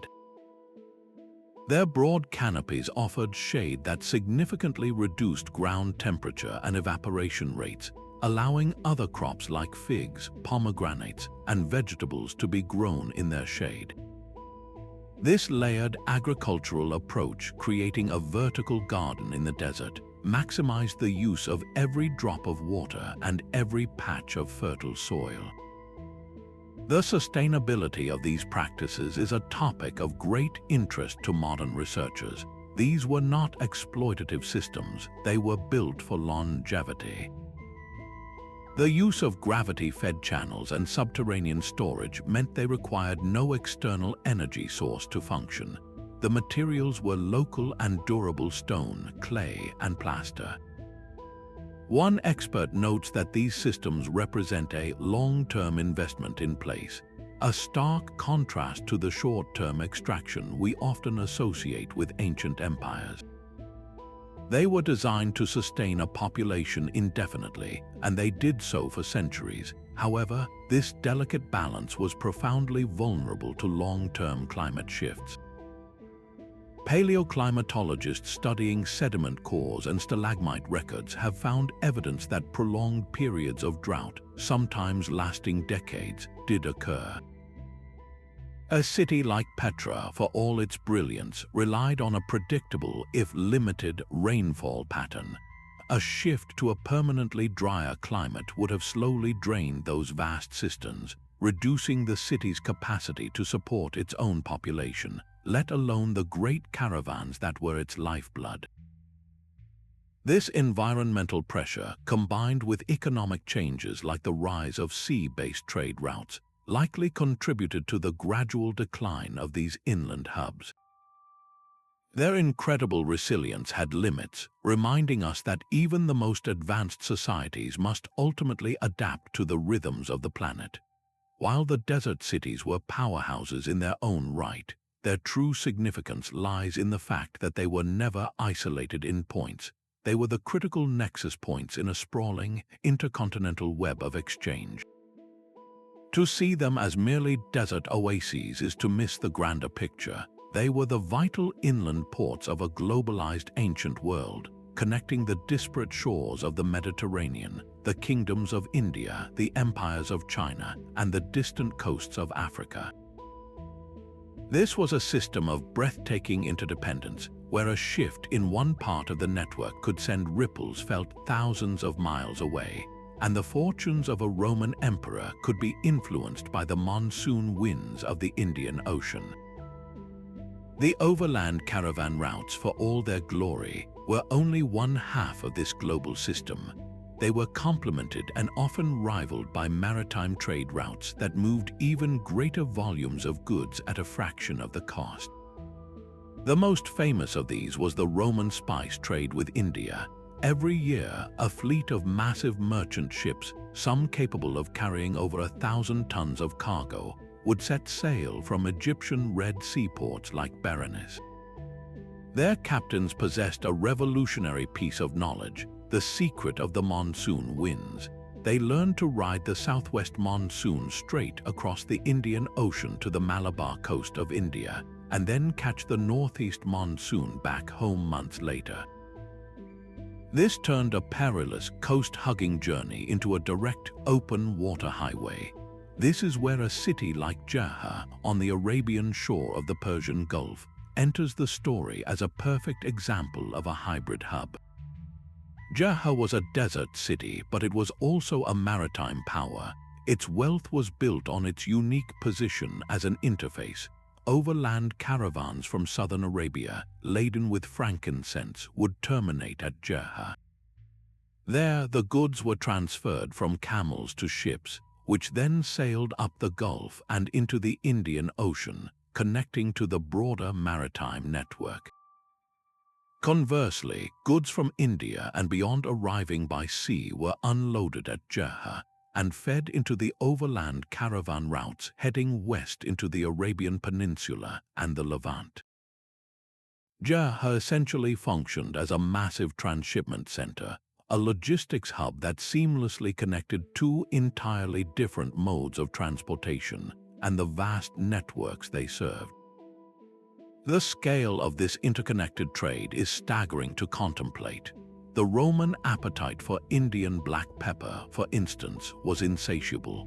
Pliny the Elder complained that India, China, and the Arabian Peninsula were draining the Roman Empire of 50 million sesterces every year, a figure that modern historians estimate could represent over 10 million pounds of gold over a century. This demand created a direct economic link between a Roman aristocrat flavoring his food in Pompeii and a pepper farmer in Kerala, but the exchange was not one way. In return for spices, pearls, and silks, the Romans exported vast quantities of gold and silver coinage, wine, fine red gloss pottery known as terra sigillata, and even copper from Cyprus. Hoards of Roman coins have been found all across southern India, not as collector's items, but as a standardized currency that was melted down and reused by local rulers, so common that Tamil poets referred to the Romans simply as the gold importers. Global historians emphasize that this was not a simple binary relationship between Rome and India. It was a complex, multi-node system of staggering interdependence. African goods, particularly ivory from the East Coast and exotic animals for Roman games, were fed into the network through ports like Adulis in the Kingdom of Axum. Chinese silk, though often transshipped through many middlemen, was a constant driver of commerce, its value increasing with every mile it traveled west. The desert cities were the linchpins that held this entire system together. They were the secure, well-provisioned, and politically stable nodes where these global currents converged, were sorted, taxed, and sent on their way. The silk that reached Rome likely passed through the hands of Palmyran merchants. The frankincense burning in an Egyptian temple probably traveled on a Nabatean-controlled route. Their centrality reminds us that the first age of globalization was not born on the open ocean, but was forged in the sands at the crossroads of the world. Uncovering these lost cities is no longer just about adventurous explorers with shovels and a good map. It's a high-tech detective story where the very tools of discovery are revolutionizing our understanding of the past. The old image of an archaeologist carefully brushing dust from a pot shard is still part of the process, but it's now preceded by a suite of technologies that act like X-ray vision for the entire landscape. One of the most powerful of these is LiDAR, which stands for light detection and ranging. Imagine flying a specially equipped aircraft over a vast, featureless desert. The LiDAR system fires millions of laser pulses at the ground per second, and by measuring how long they take to bounce back, it can create an incredibly detailed, three-dimensional map of the surface topography. Its true genius is its ability to digitally strip away vegetation and even sand, revealing the ghostly impressions of man-made structures completely invisible to the naked eye. Ancient roads, collapsed walls, and entire city layouts hidden for millennia. This technology has been a game-changer in places like the dense jungles of Central America, but it's equally powerful in the desert, where it can map the subtle traces of ancient caravan tracks and long-buried foundations. Another revolutionary tool is multispectral satellite imagery. Archaeologists now routinely scour images from commercial satellites and even declassified spy satellites from the Cold War era. By analyzing data from different light spectra, including infrared, they can detect subtle differences in soil moisture and vegetation health. A buried stone wall, for instance, will affect how plants grow above it or how the soil retains water, creating a faint but detectable imprint that can only be seen from space. It was this very method that led to one of the most thrilling recent discoveries, the identification of potential sites for the lost city of Aram of the Pillars, also known as Ubar, in the deserts of Oman. The legendary city, long thought to be a myth, was tentatively located by tracing the faint, ancient camel tracks that all converged on a single point in the empty quarter, a pattern only visible from high above the earth. But the technological magic doesn't stop at finding the sites. It continues in the microscopic analysis of the artifacts themselves. Take isotopic analysis, for example. This technique allows scientists to read the unique chemical fingerprint locked inside an object. By analyzing the isotopes in a piece of pottery, they can determine the specific clay pit it came from, sometimes pinpointing its origin to a single valley. They can perform the same analysis on a human tooth found in a tomb. The isotopes in the enamel formed in childhood reveal where that person was born and raised. This has provided stunning, direct evidence of long-distance travel and trade.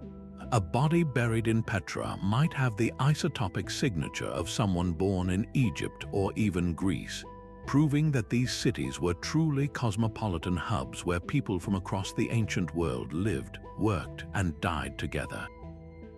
These advanced methods have led to discoveries that read like something from an adventure novel. In places like Dura-Europos on the Euphrates, archaeologists didn't just find buildings, they stumbled upon an entire archive. A collapsed wall in a Roman soldier's office had preserved a trove of papyrus scrolls, carbonized by fire but still legible through careful imaging technology. These weren't epic poems or religious texts, they were the mundane paperwork of empire supply requisitions, soldiers' pay records, and letters home. This bureaucratic minutiae provides an unparalleled window into the daily economic life of a frontier trade city, detailing the prices of goods, the movement of troops, and the complex logistics that kept the city running. It's evidence that makes the ancient world feel immediate and real. The work, however, is fraught with immense challenges. The very aridity that preserves organic materials like wood, textiles, and scrolls for centuries also makes them incredibly fragile the moment they are exposed. A wooden statue can crumble to dust in minutes if the humidity changes too rapidly. This places a huge burden on conservationists, who must work in tandem with excavators to stabilize finds on the spot. Furthermore, these remote sites are often in politically unstable regions, making long-term archaeological projects difficult and dangerous. The tragic destruction of parts of Palmyra by militant groups in the last decade is a stark reminder that these irreplaceable archives of human history are incredibly vulnerable, and the race to document them is more urgent than ever. Leading archaeologists often speak of this new era as a second golden age of discovery. Dr. Sarah Parcak, a pioneer in the use of satellite archaeology, has famously said that we have likely found less than 1% of the world's ancient sites. She describes her work as space archaeology, using the ultimate high-altitude platform to protect and find our shared heritage. Every time a new technology is applied, it's like turning on a light in a dark room. We suddenly see things that were there all along, waiting for us to look in the right way. The sands have kept their secrets for centuries, but now, with our new digital shovels and scientific sleuthing, they are finally beginning to give them up, rewriting the story of human civilization one pixel, one isotope, and one laser pulse at a time. Now, let's turn our attention to one of the most spectacular examples of this desert ingenuity, the legendary city of Petra. Carved directly into the vibrant red, pink, and orange sandstone cliffs of southern Jordan, Petra wasn't just a city, it was a monumental statement of power and prosperity, the dazzling capital of the Nabatean Arabs. This was a people who started as nomadic pastoralists, but who possessed an extraordinary talent for recognizing opportunity. They saw the potential in a barren landscape, transforming a rugged canyon into the ultimate tollgate and service station for the ancient world's most valuable caravans. Their rise to prominence was a masterclass in strategic economics, positioning themselves as the indispensable middlemen in the lucrative trade of Arabian incense, heading north to the Mediterranean and Mediterranean luxuries flowing south. The genius of Petra's location cannot be overstated. It was deliberately situated at the confluence of several major trade routes, but its access was a carefully controlled secret. The main entrance was, and still is, through the Syk, a narrow, winding geological fissure that stretches for over a kilometer, with towering cliff walls that soar 200 meters high in places. This wasn't just a beautiful natural feature, it was a formidable defensive asset and a powerful psychological tool. For a weary caravan, the journey through the cool, dim, and shadowy Syk would have been an awe-inspiring and slightly intimidating experience, building anticipation before the breathtaking reveal of the Treasury's ornate facade. This natural bottleneck also allowed the Nabateans to easily monitor and tax all incoming and outgoing goods, ensuring their cut of the wealth that passed through their domain. But control of the route was only half the battle. Survival in the desert was the other. The Nabateans were hydraulic engineers without equal in their time. They turned their city into a marvel of water management, constructing an intricate network of dams, cisterns, and terracotta pipes that captured every precious drop of seasonal rainwater. They channeled flash floods through a system of tunnels, preventing destruction and storing water in vast underground reservoirs. This mastery meant that while other way stations might suffer in drought, Petra could reliably offer fresh water to thousands of people and their animals, a service for which they could charge a premium and which cemented their status as an unmissable oasis. This water system supported not just survival but luxury, allowing for Roman-style baths and even gardens to flourish in the heart of the desert. The city's architecture is where its wealth and cosmopolitan flair are most visibly on display. While the Treasury is the most famous facade, it's just one of hundreds of monumental structures. The so-called monastery, perched high on a mountain peak, is even larger, suggesting a site of immense religious significance that also offered stunning views of the trade routes below. But Petra was far more than just tombs and temples. Recent excavations have begun to uncover the bustling, noisy economic heart of the city that lay in the valley floor. Archaeologists have unearthed the remains of a large marketplace, shops, and a massive public garden complex complete with a huge swimming pool. Most tellingly, they've found evidence of a sophisticated tax collection system. Inscriptions detail tariffs on goods like myrrh and iron, and small lead tokens have been discovered that were likely used as receipts for paid duties, proving that the Nabatean administration was highly organized and bureaucratic. This incredible wealth, however, also contained the seeds of Petra's eventual decline. For centuries, the city's fortune was built on its monopoly over the north-south land routes.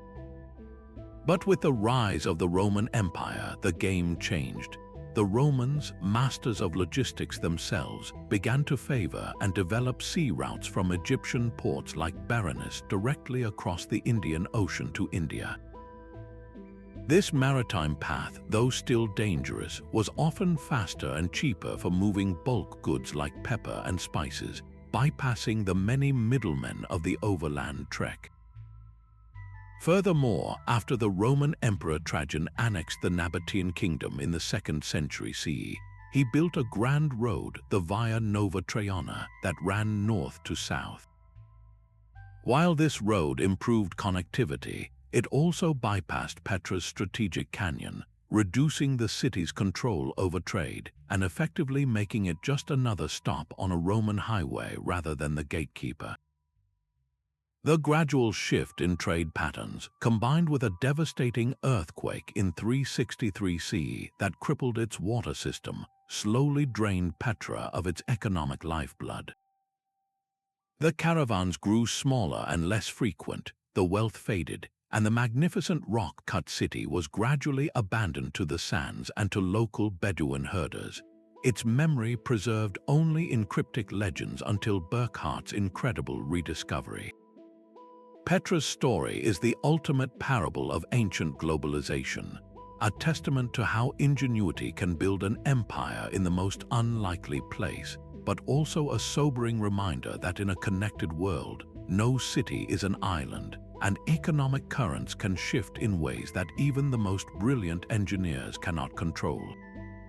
If Petra represents a masterpiece of environmental adaptation, then Palmyra embodies the ultimate political tightrope act, a city that didn't just survive between empires but thrived by mastering the delicate art of balance. Rising from the sands of modern-day Syria, this metropolis was known to its inhabitants as Tadma, a name evoking the date palms that shaded its oasis. But to the Greco-Roman world, it was Palmyra, the bride of the desert, a title capturing both its beauty and its role as a prize coveted by powerful suitors. Its location was its genius, Situated directly between the Mediterranean coast and the Euphrates River, it sat perfectly in the neutral buffer zone separating the Roman Empire from its fierce eastern rival, the Parthian and later Sasanian Empire. This precarious position became the source of its incredible wealth and unique identity. For merchants moving luxury goods between these two hostile superpowers, a direct route was often impossible, choked by tariffs, political suspicion, and military conflict. Palmyra offered a brilliant detour, a safe, neutral corridor where commerce could flow unimpeded. The Palmyrans didn't just provide a road, they provided a service. Their merchant princes organized and protected massive caravans, employing their own militias to secure the long stretches of desert. They negotiated treaties with the powerful nomadic tribes who controlled the territories between the Euphrates and their city, paying for safe passage and turning potential predators into partners. This guaranteed security made Palmyra the trusted brand in international logistics. A Roman senator wanting silk from China or a Parthian noble seeking fine glassware from Syria knew that sending goods through Palmyra was the safest, most reliable bet. The city became the essential lubricant for East-West trade, and it grew fabulously wealthy on the commissions. This immense commercial fortune funded a cultural explosion unlike any other. Walking down Palmyra's Grand Colonnade, a visitor would have been surrounded by a breathtaking architectural fusion. The columns and pediments were classically Roman, but the decorations were a different story. The local deities, like the supreme god Bel, were depicted in sculptures that blended Assyrian, Greek, and Persian artistic styles. In the tombs that lined the approaches to the city, funerary portraits show the city's elite dressed in a fascinating hybrid of fashions. Roman-style tunics are worn under heavy, patterned Parthian trousers, and the women are adorned with jewelry that combines Hellenistic designs with Semitic motifs. Inscriptions are written in Palmyran Aramaic but frequently include Greek or Latin names. This wasn't a confused jumble. It was a confident, deliberate creation of a unique Palmyran identity, a visual declaration that they were neither Roman nor Parthian, but something entirely their own, capable of doing business with everyone. The true power in this society resided not with a traditional king, but with a council of these immensely wealthy merchant families. They formed a senate that governed the city, and their influence extended far beyond its walls. They financed the construction of the city's monumental infrastructure, the temples, the baths, the vast agoras, and in doing so, they cemented their social and political power. Their names are forever carved into the stones of the very buildings they paid for, a permanent advertisement of their success and generosity. They were international power brokers. Palmyran merchants established permanent trading colonies as far away as the Egyptian port of Coptos and the Babylonian city of Vologeses, creating a commercial network that rivaled modern multinational corporations. This confident independence reached its spectacular and ultimately tragic zenith under one of history's most remarkable figures, Queen Zenobia. In the middle of the 3rd century, as the Roman Empire was reeling from internal civil war and external invasions, Zenobia saw a moment of unprecedented opportunity. Claiming descent from Cleopatra and espousing a vision of a powerful Eastern Empire, she mobilized the vast resources of Palmyra's merchant class. With the wealth from trade, she raised a formidable army that blended Roman legionary tactics with the heavy cavalry of the East. In a stunning series of campaigns, her forces swept across the Roman East, conquering Egypt, the breadbasket of the empire, and marching their armies all the way to the gates of Ankara in modern Turkey. For a brief, glorious moment, she ruled a Palmyran empire that stretched from the Nile to the Bosporus, directly challenging Rome itself. Her court in Palmyra became a center of intellectual and cultural life, attracting scholars and philosophers. But this daring gambit also exposed the fundamental vulnerability of a city whose power was built on commerce, not conquest. The Roman Emperor Aurelian, after stabilizing the empire's frontiers, turned his full attention to this rebellious client. He recognized that Palmyra's control of the eastern trade routes was an existential threat to Rome's economy and prestige. In 2 decisive battles, the highly motivated Roman legions defeated Zenobia's forces. Palmyra was besieged, fell, and was sacked. Zenobia was captured and paraded through Rome in golden chains. Though the city was initially spared, a subsequent rebellion led the Romans to raze it to the ground, using its magnificent walls and towers as a brutal lesson to any who would challenge the might of Rome. The bride of the desert had dared to dream of empire, and in doing so sealed her own tragic fate. This ancient tragedy found a horrifying echo in our own time.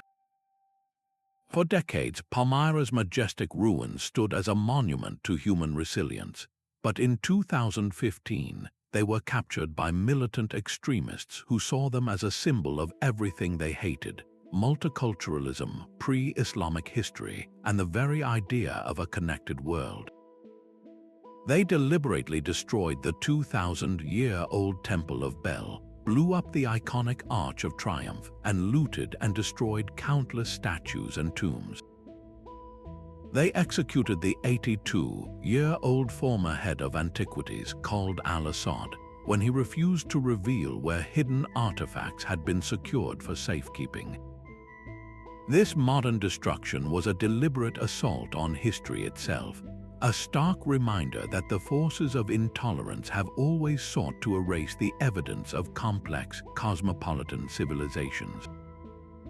Palmyra's story is thus a double tragedy, a testament to how trade and tolerance can build a breathtaking civilization, but also a sobering lesson in how that very success can make it a target for empires and ideologies that cannot abide its unique and independent spirit. While Petra and Palmyra rose to greatness through brilliant strategy and engineering, the story of our next city is shrouded in a far more mysterious veil, one woven equally from threads of historical fact and enduring myth. This is the tale of Ubar, a name that has echoed through the centuries as the Atlantis of the Sands. For generations, it was less a real place and more a powerful cautionary tale, a legendary city of immense wealth that was said to have been swallowed whole by the desert as divine punishment for the arrogance and sinfulness of its people. The very idea of it captured the imagination of explorers and writers for centuries, featuring in tales like the Arabian Nights as a place of fantastical riches and a sudden, terrible demise, a powerful symbol of the desert's ability to give and to take away in equal measure. The legend was rooted in a kernel of truth. Ancient sources, including the Greek geographer Ptolemy, had mentioned a place called Armanum Emporium, a trading center for frankincense in the southern Arabian region of Dhofar. But as the centuries passed and no explorer could find its ruins, Ubar faded into myth. Many came to believe it was nothing more than a story, a moral fable about the dangers of greed. That is, until a determined team led by British explorer Sir Ranulph Fiennes and guided by the work of amateur historian Nicholas Clapp decided to take a radically new approach. Instead of blindly trekking across the dunes, they turned to the heavens for help. In the 1990s, they began analyzing images from the Space Shuttle Challenger and declassified American spy satellites, using this orbital perspective to search for clues invisible on the ground. The technology revealed a stunning pattern. By examining the photographs in specific light spectra, they could see ancient caravan tracks, faint traces left by countless camels over centuries, that all seemed to converge on a single, remote spot in Oman's brutal empty quarter, known as the Rub al-Khali. It was a eureka moment. Following these digital breadcrumbs, the expedition made its way to the site and began to dig. What they unearthed was the stuff of dreams, the remains of a large, octagonal fortress with 8 tall towers, sitting atop a massive limestone cavern. The ground had literally given way, collapsing the city into the sinkhole beneath it. It was a dramatic discovery that seemed to perfectly match the legends of a city punished by being swallowed into the earth. But what did the archaeology actually reveal about the people who lived there? The findings painted a picture of a robust and wealthy hub, but one living on the edge. This was no mythical metropolis of unlimited treasure, but a critical, fortified caravanserai on the Frankincense trail. Artifacts included pieces of imported pottery from Rome and India, evidence of its far-reaching trade connections. The fortress itself was not a palace but a practical, defensive structure designed to protect the water source, the cavern below, and the valuable goods stored within from raiding desert tribes. The people of Ubar were likely a mix of settled merchants and nomadic guides, their lives dedicated to the arduous business of moving incense from the trees of southern Arabia to the markets of the north. So what caused its catastrophic collapse? Archaeologists and climatologists now believe the truth is a complex blend of environmental and human factors, more sobering than a single act of divine wrath. The city's foundation was its greatest vulnerability, that massive, water-hollowed cavern. The very act of drawing water from the well and the constant traffic of heavy caravans would have gradually weakened the limestone roof. A major tectonic event, like an earthquake, could have been the final trigger that caused the ground to implode. Furthermore, climate data suggests the region may have been growing increasingly arid, putting greater strain on the critical water source and perhaps leading the Ubarites to overexploit it, accelerating the geological instability. The story of Ubar is perhaps the most powerful reminder that the line between history and legend is often very thin. Its rediscovery didn't just find a lost city, it validated a 1,000-year-old story, proving that even our most fantastical myths are often built upon a foundation of truth.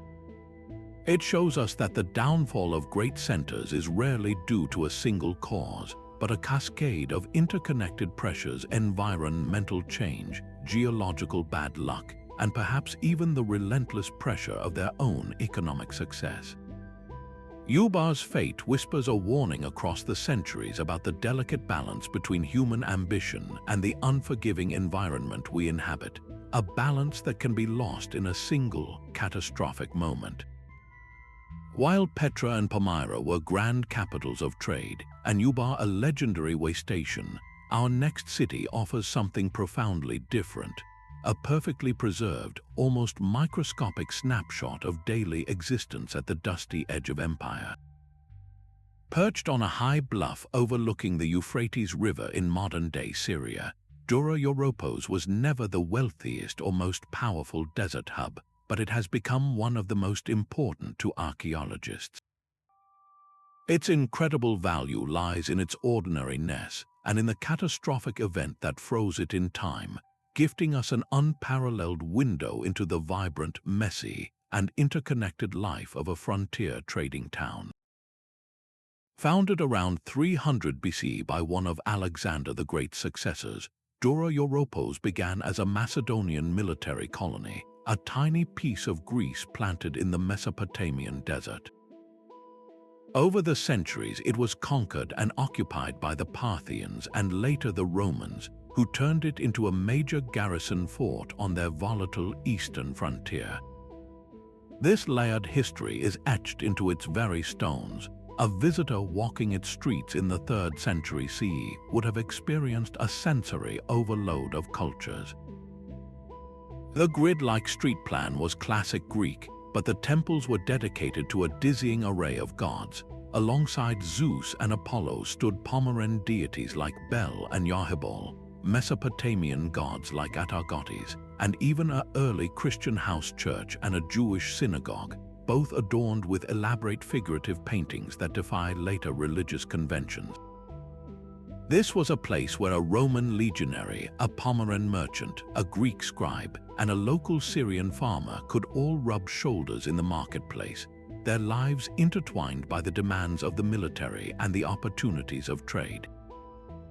The true treasure of Dura-Europos, however, wasn't discovered in a king's tomb or a treasury. It was found in the trash heaps and abandoned offices.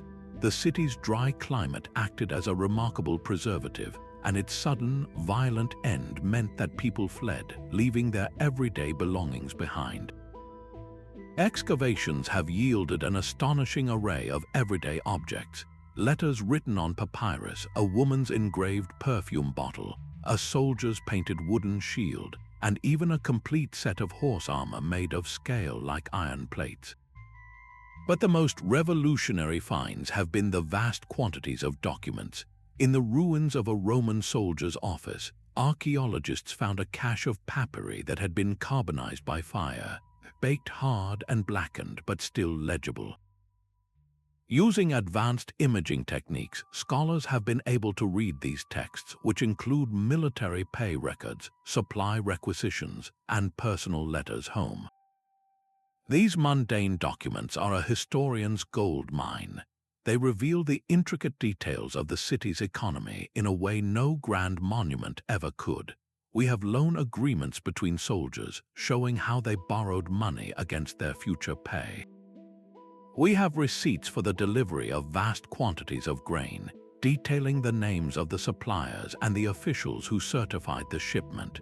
We even have records of legal disputes, such as one case where a local woman sued a Roman soldier over a debt. This paperwork paints a picture of a highly bureaucratic and monetized society, where even life on the remote frontier was governed by contracts, receipts, and a complex web of financial relationships that connected the local population to the vast Roman military machine. Dura's role was fundamentally dualistic. It was both a shield and a gateway. As a Roman frontier fort, it was a bristling garrison, home to thousands of legionaries and auxiliary troops. Its walls were strengthened, and a massive ramp was built by besiegers in its final days, testament to its strategic military importance. But those same soldiers were also consumers and participants in a thriving local and long-distance trade economy. Their salaries, paid in Roman coin, pumped wealth into the city, creating demand for everything from local wine and bread to imported luxuries. The military's need for supplies, from leather for tents to metal for weapons, stimulated production and trade across the entire region. The city was the interface where the centralized, top-down economy of the Roman state met the vibrant, networked economy of the desert and river trade routes. The end of Dura-Europos was as dramatic as its preservation was fortunate. Around 256 CE, the city was besieged by the powerful Sasanian Persian army. The Romans and the inhabitants put up a fierce defense. In a desperate attempt to stop the Sasanians from tunneling under the walls, Roman engineers dug a countermine. In the ensuing underground clash, a Sasanian soldier's shield was dropped and buried in the tunnel, where it lay undisturbed for nearly 2,000 years. Tragically, the defense failed. The city was captured, its population was likely deported, and it was completely abandoned, never to be reoccupied. The sand slowly drifted over its streets and buildings, sealing it like a time capsule. This sudden abandonment, a human tragedy, is what gives Dura its unique voice in the story of ancient trade. It doesn't show us a city in its glorious prime or in a long, slow decline. It shows us a city in mid-stride, frozen at a single moment. We don't see the end of the story, we see the story itself interrupted. The legal dispute was left unresolved. The soldier's letter home was never sent. The goods in the shops were never sold. This snapshot reveals the incredible fragility of these complex economic networks. All the contracts, the loans, the carefully built trade relationships, everything could be severed in an instant by the clash of empires. Dura-Europos stands as a powerful, poignant reminder that the flow of commerce, for all its sophistication, was entirely dependent on the fragile condition of peace, a condition that on the frontier was always and forever hanging by a thread. But beyond the grand monuments and the epic caravans, beyond the treaties signed by queens and the tariffs collected by kings, the true heartbeat of this ancient globalization was felt in the simple, everyday moments of life. Imagine a family in a modest stone house in Petra, sitting down for their evening meal. The bread is baked from local grain, but the stew is flavored with a precious pinch of black pepper that traveled by ship from the Malabar coast of India and then by caravan from a Red Sea port. The father might sip wine imported from Gaza, stored in a distinctive clay amphora that now holds water in the corner. His wife wears a woolen cloak, but the intricate pattern dyed into its border uses indigo from India or perhaps kermes, a brilliant red dye made from Mediterranean insects. Their children play with a simple wooden toy, but it's carved from sandalwood, its exotic fragrance a tiny whisper of a distant forest in Southeast Asia. This was the real, tangible impact of trade, not just in palace treasuries, but in the very flavors on the tongue and the fabrics against the skin. The marketplace in a city like Palmyra was a sensory carnival of global availability. Stalls overflowed with dates from nearby oases, but also with dried figs from Anatolia, almonds from Persia, and olives preserved in Syrian salt. For those with the means, there were even more exotic delights. Jars of honey from Greece, sacks of rice perhaps traded from the East, and for special occasions, sugar, a rare luxury at the time, processed from cane in India and known to the Greeks as honey from reeds. This access to a diverse diet did more than prevent malnutrition. It transformed social customs. The ability to serve imported delicacies at a dinner party became a powerful signal of status and worldliness.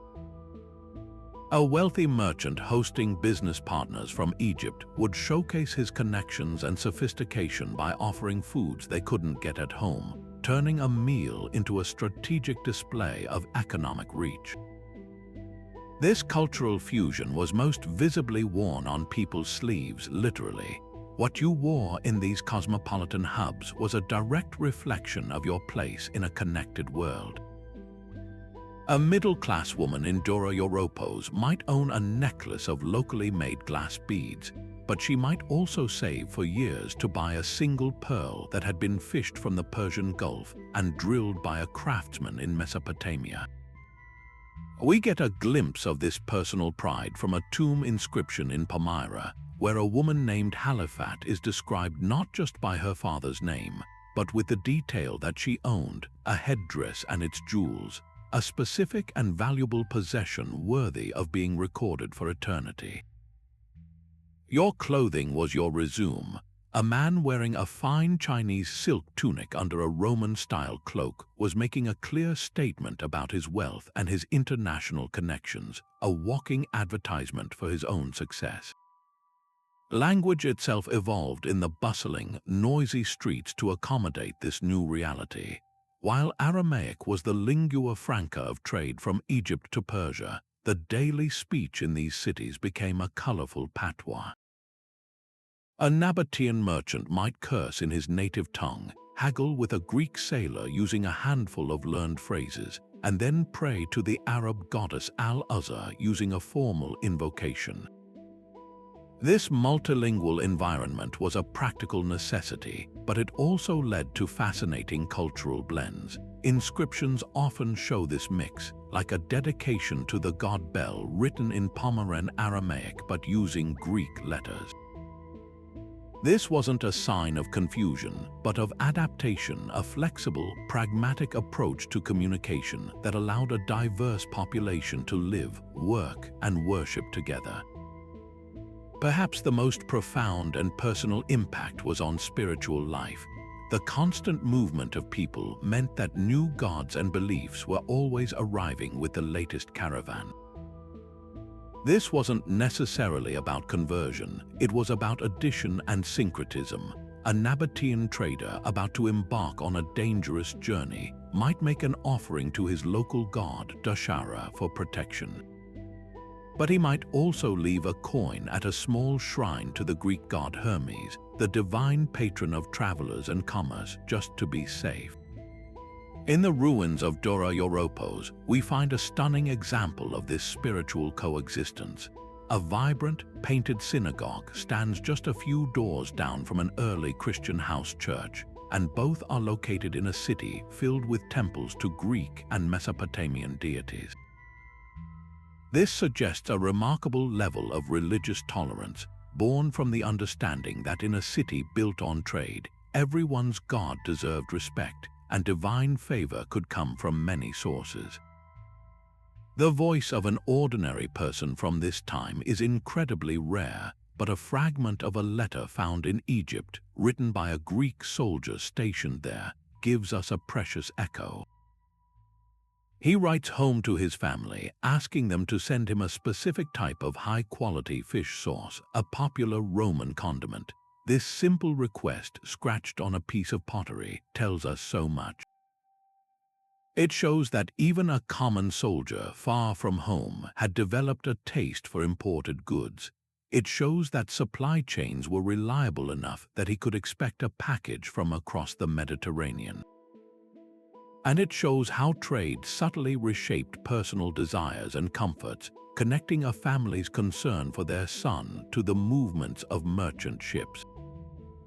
This is the ultimate humanization of ancient trade. It wasn't just about empires getting rich.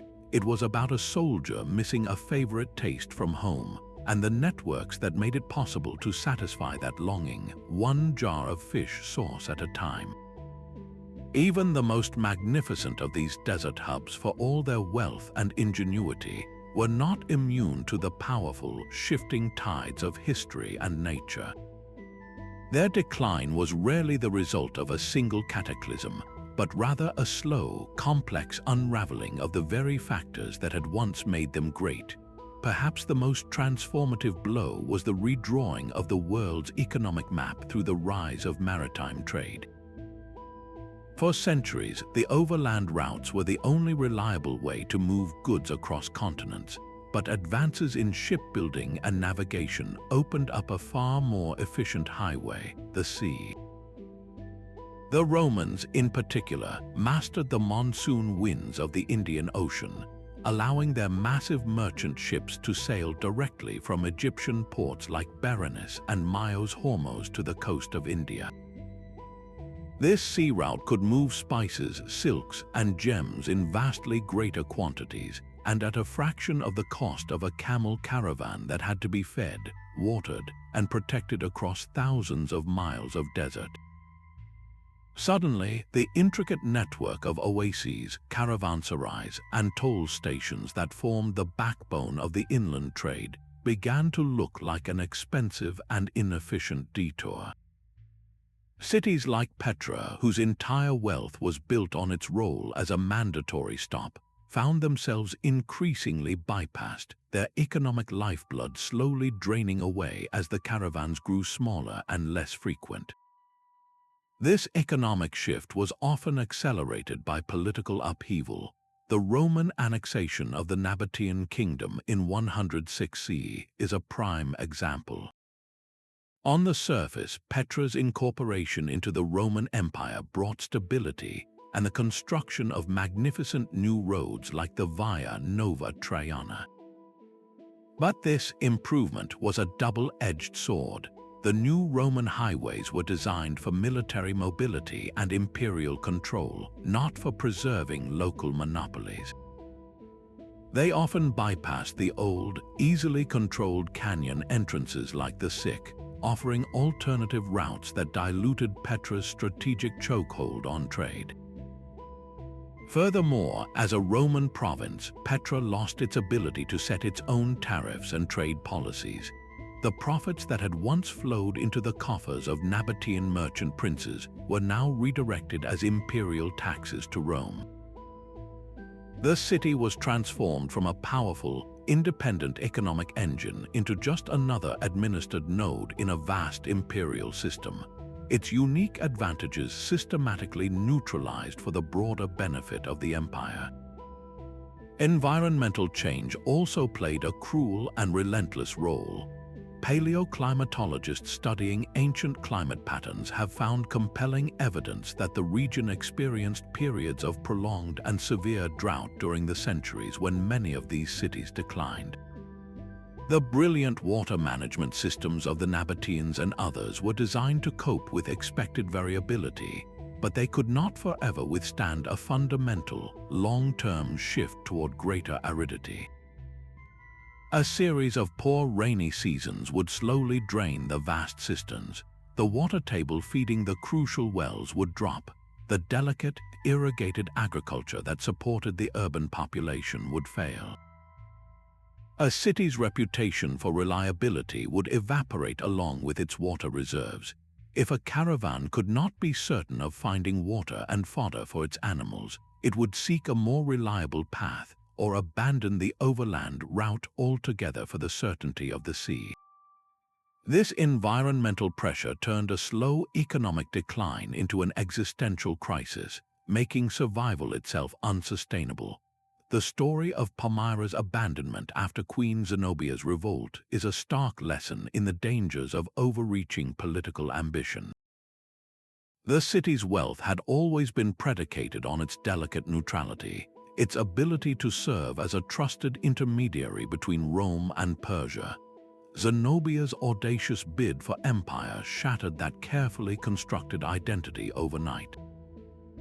When the Roman Emperor Aurelian crushed her rebellion, his retribution was not just about punishing a rival, it was about sending a message. The sack of Palmyra in 273 CE was devastating. Its walls were torn down, its famous merchant families were ruined, and most critically, its special status was revoked. The Roman legions ensured that the lucrative trade routes would now be managed directly by Rome, bypassing the humiliated city.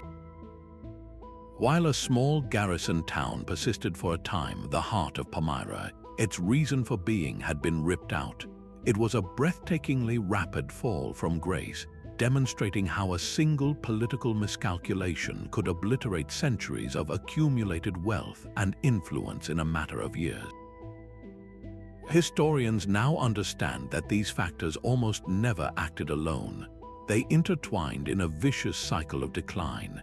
A prolonged drought might weaken a city's economy, making it more vulnerable to political pressure from an expansionist neighbor.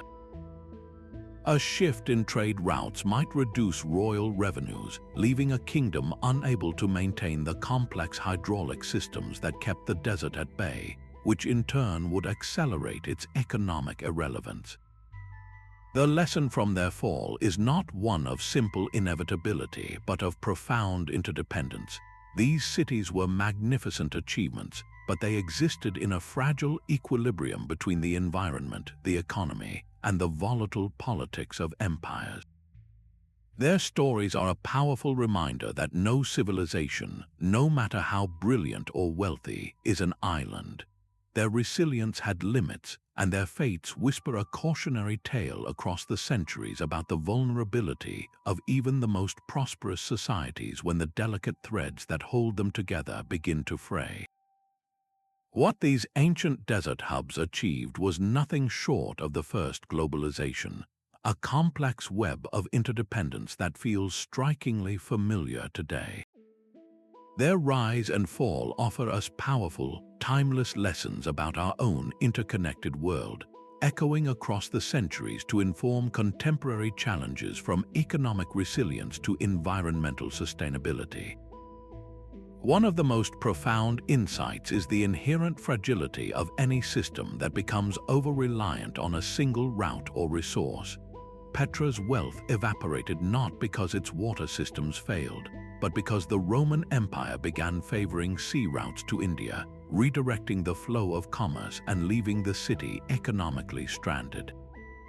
This ancient lesson resonates deeply in our modern era, where global supply chains for critical components like semiconductors or medical supplies are concentrated in just a few regions. A disruption in one part of the world, a pandemic, a political conflict, or a natural disaster can send shockwaves through the entire system, much like the collapse of a key caravan route could starve a desert city of its lifeblood. The past teaches us that diversification and redundancy are not just business strategies, they are essential principles of survival in an interconnected world. The ingenuity of these cities in managing their harsh environment also provides a masterclass in sustainable adaptation. The Nabateans of Petra didn't try to conquer the desert. They learned to work with it, capturing every drop of water and creating a self-sustaining oasis. Their long-term thinking stands in stark contrast to the short-term extraction that often characterizes modern resource management. An environmental historian might point out that their systems were built for longevity, using local materials and gravity, requiring no external energy. This ancient wisdom is directly applicable to our current climate crisis. Modern engineers are now looking at these millennia-old techniques of rainwater harvesting and passive cooling as viable solutions for water scarcity in arid regions, proving that the most advanced technology is sometimes the wisdom of the past rediscovered. This historical perspective is actively used by archaeologists and historians to frame contemporary debates. Dr. Stephanie Pappas, a science journalist, often notes that archaeology doesn't just tell us where we came from, it shows us the long-term consequences of human choices. By studying how past civilizations like the Ubarites or the Maya responded to prolonged drought, scientists can create models for how climate change might impact societal stability today.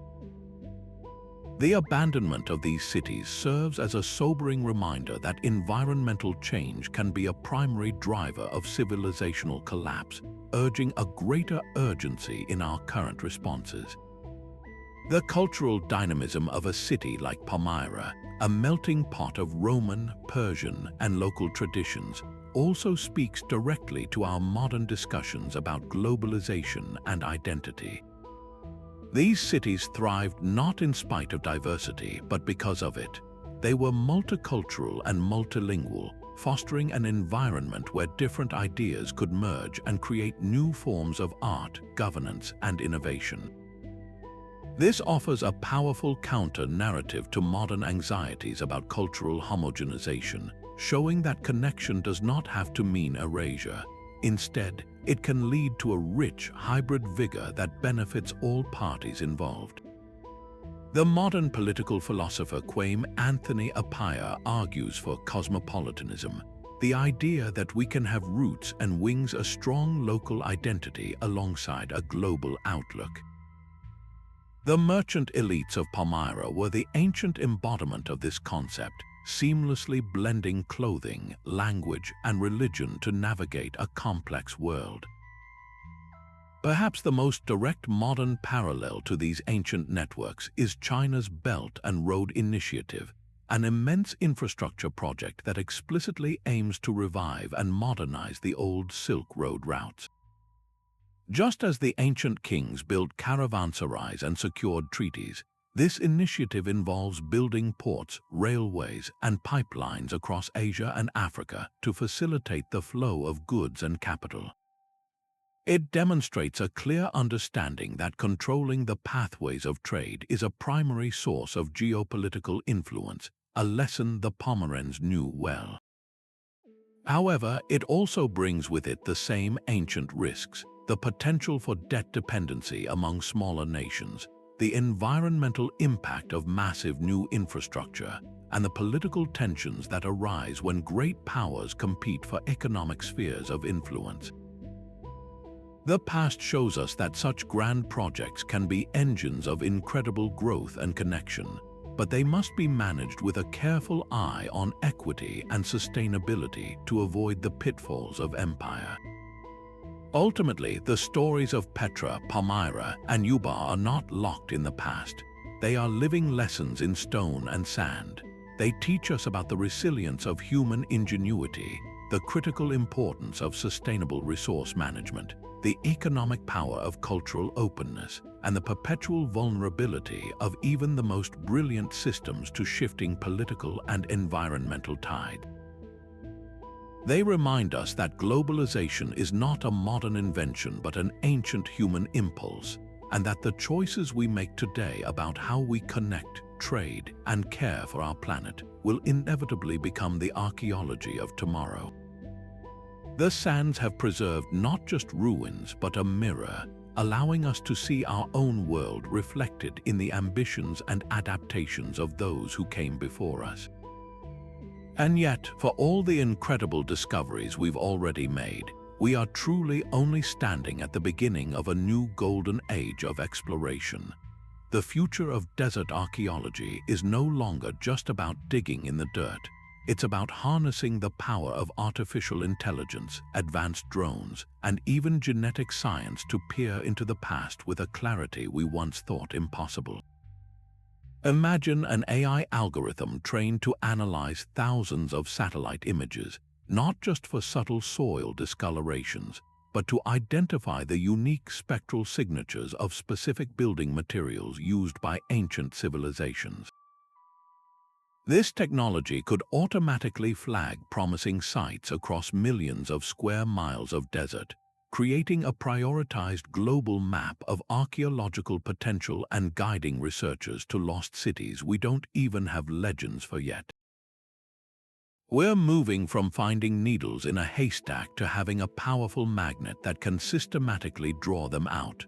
The role of drones is also evolving from simple aerial photographers to sophisticated data collection platforms. Next-generation drones equipped with hyperspectral sensors and ground-penetrating radar can fly low over a site, building an incredibly detailed three-dimensional model of both the surface and what lies several meters beneath it. This allows archaeologists to virtually excavate a site before a single trowel touches the ground, planning their dig with pinpoint precision to avoid damaging fragile structures and to answer specific research questions from the very first day. In the vast emptiness of the Rub al Khali or the Sahara, drone swarms could work in concert, mapping enormous areas in a fraction of the time it would take a ground team, revealing the full extent of caravan routes and smaller way stations that connected the great urban hubs. Perhaps the most revolutionary advances will come from the lab, not the field. Genetic analysis is set to transform our understanding of ancient trade in profoundly personal ways. By examining the DNA preserved in the bones of people buried in these cities, scientists can now trace their ancestry, revealing patterns of migration and intermarriage that show how connected these populations truly were. We might find that a merchant buried in Petra has genetic markers from the Mediterranean, while his wife's DNA shows her origins were in South Asia. Even more fascinating is the emerging field of residue analysis. Scientists can now take a seemingly empty ceramic jar from a Palmyran warehouse and, using advanced chemical techniques, detect the microscopic traces of the frankincense, wine, or olive oil it once contained. This allows us to reconstruct not just what was traded, but the specific contents of individual shipments, right down to the origin of the grapes that made the wine based on their isotopic signature. The potential for new discoveries is almost limitless. Vast regions of the Arabian Desert, particularly in Saudi Arabia, are only now opening up to systematic archaeological survey. Early investigations using LiDAR have already revealed thousands of previously undocumented stone structures nicknamed gates, whose function and age remain a complete mystery. In the Sahara, the search continues for the lost Garamantian civilization of Libya, a powerful kingdom that built sophisticated underground irrigation systems and likely controlled trans-Saharan trade routes far earlier than previously believed. Each of these sites has the potential to radically rewrite our maps of ancient globalization, revealing networks we never knew existed. With this powerful new technology, however, comes profound ethical responsibility. Researchers like Dr. Susan McIntosh, an archaeologist who works in West Africa, emphasize that the pace of discovery must be matched by a commitment to preservation. The same satellite imagery that leads archaeologists to a site can also guide looters.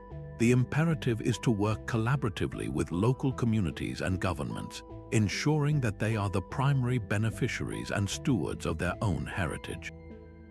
The tragic destruction at Palmyra underscored that these sites are irreplaceable and vulnerable. Modern archaeology is therefore as much about conservation and digital archiving, creating perfect 3D models of everything from a grand temple to a simple potsherd as it is about excavation. The goal is to preserve these wonders for future generations, even if the originals are ever threatened again. This new era is also wonderfully democratic, opening up discovery to everyone through citizen science projects. Platforms like Global Explorer, founded by archaeologist Dr. Sarah Parkak, invite anyone with an internet connection to examine satellite images and flag potential archaeological sites. It was through a similar crowdsourcing effort that possible new Nazca lines were recently identified in Peru. This collective effort not only accelerates discovery, but also builds a global community of people invested in protecting our shared human history. The future of uncovering these desert secrets doesn't belong solely to academics in ivory towers. It's a collaborative venture, a global conversation between scientists, local communities, and curious minds everywhere, all united by the thrill of pulling back the sand to find the stunning stories waiting patiently beneath. So as our journey across these sun-baked landscapes comes to a close, what do these whispers from the sand ultimately tell us? They reveal a world far more sophisticated, far more connected, and infinitely more dynamic than we ever could have imagined from the silent dunes we see today. We've walked through the rose-red canyons of Petra and marveled at its water-wielding genius. We've stood on the grand colonnade of Palmyra and witnessed the breathtaking confidence of a culture that blended East and West into something entirely new. We've followed the ghostly caravan tracks to the fabled Ubar and seen how legend and history can sometimes be one and the same. And in the everyday streets of Dura-Europos, we've glimpsed the humble, human heartbeat of this vast economic network. The soldier writing home, the merchant sealing a deal, the family sharing a meal flavored with spices from a continent away. The true revelation isn't just the scale of the trade, but the profound interconnectedness it created. A single piece of Chinese silk, a single tier of Arabian frankincense, connected the lives of a Roman aristocrat, a Nabatean caravan driver, and an Indian dockworker in a web of mutual dependence that stretched across the known world. These cities were the nodes in this ancient internet, hubs of not just commerce but of ideas, faith, technology, and art. They teach us about the incredible human capacity to adapt and to innovate, to build thriving civilizations in the most punishing environments through sheer ingenuity, and to find common ground and mutual profit even amidst great empires and vast cultural differences. Their stories are a powerful testament to a truth we often forget, that the drive to connect, to explore, and to exchange is one of the most enduring and defining traits of humanity itself. And yet, for all we have uncovered, the sands are still keeping their secrets.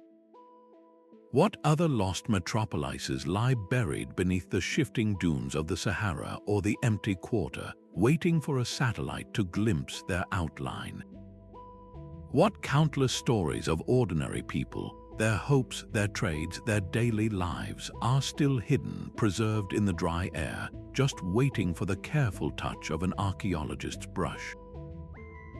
The adventure is far from over.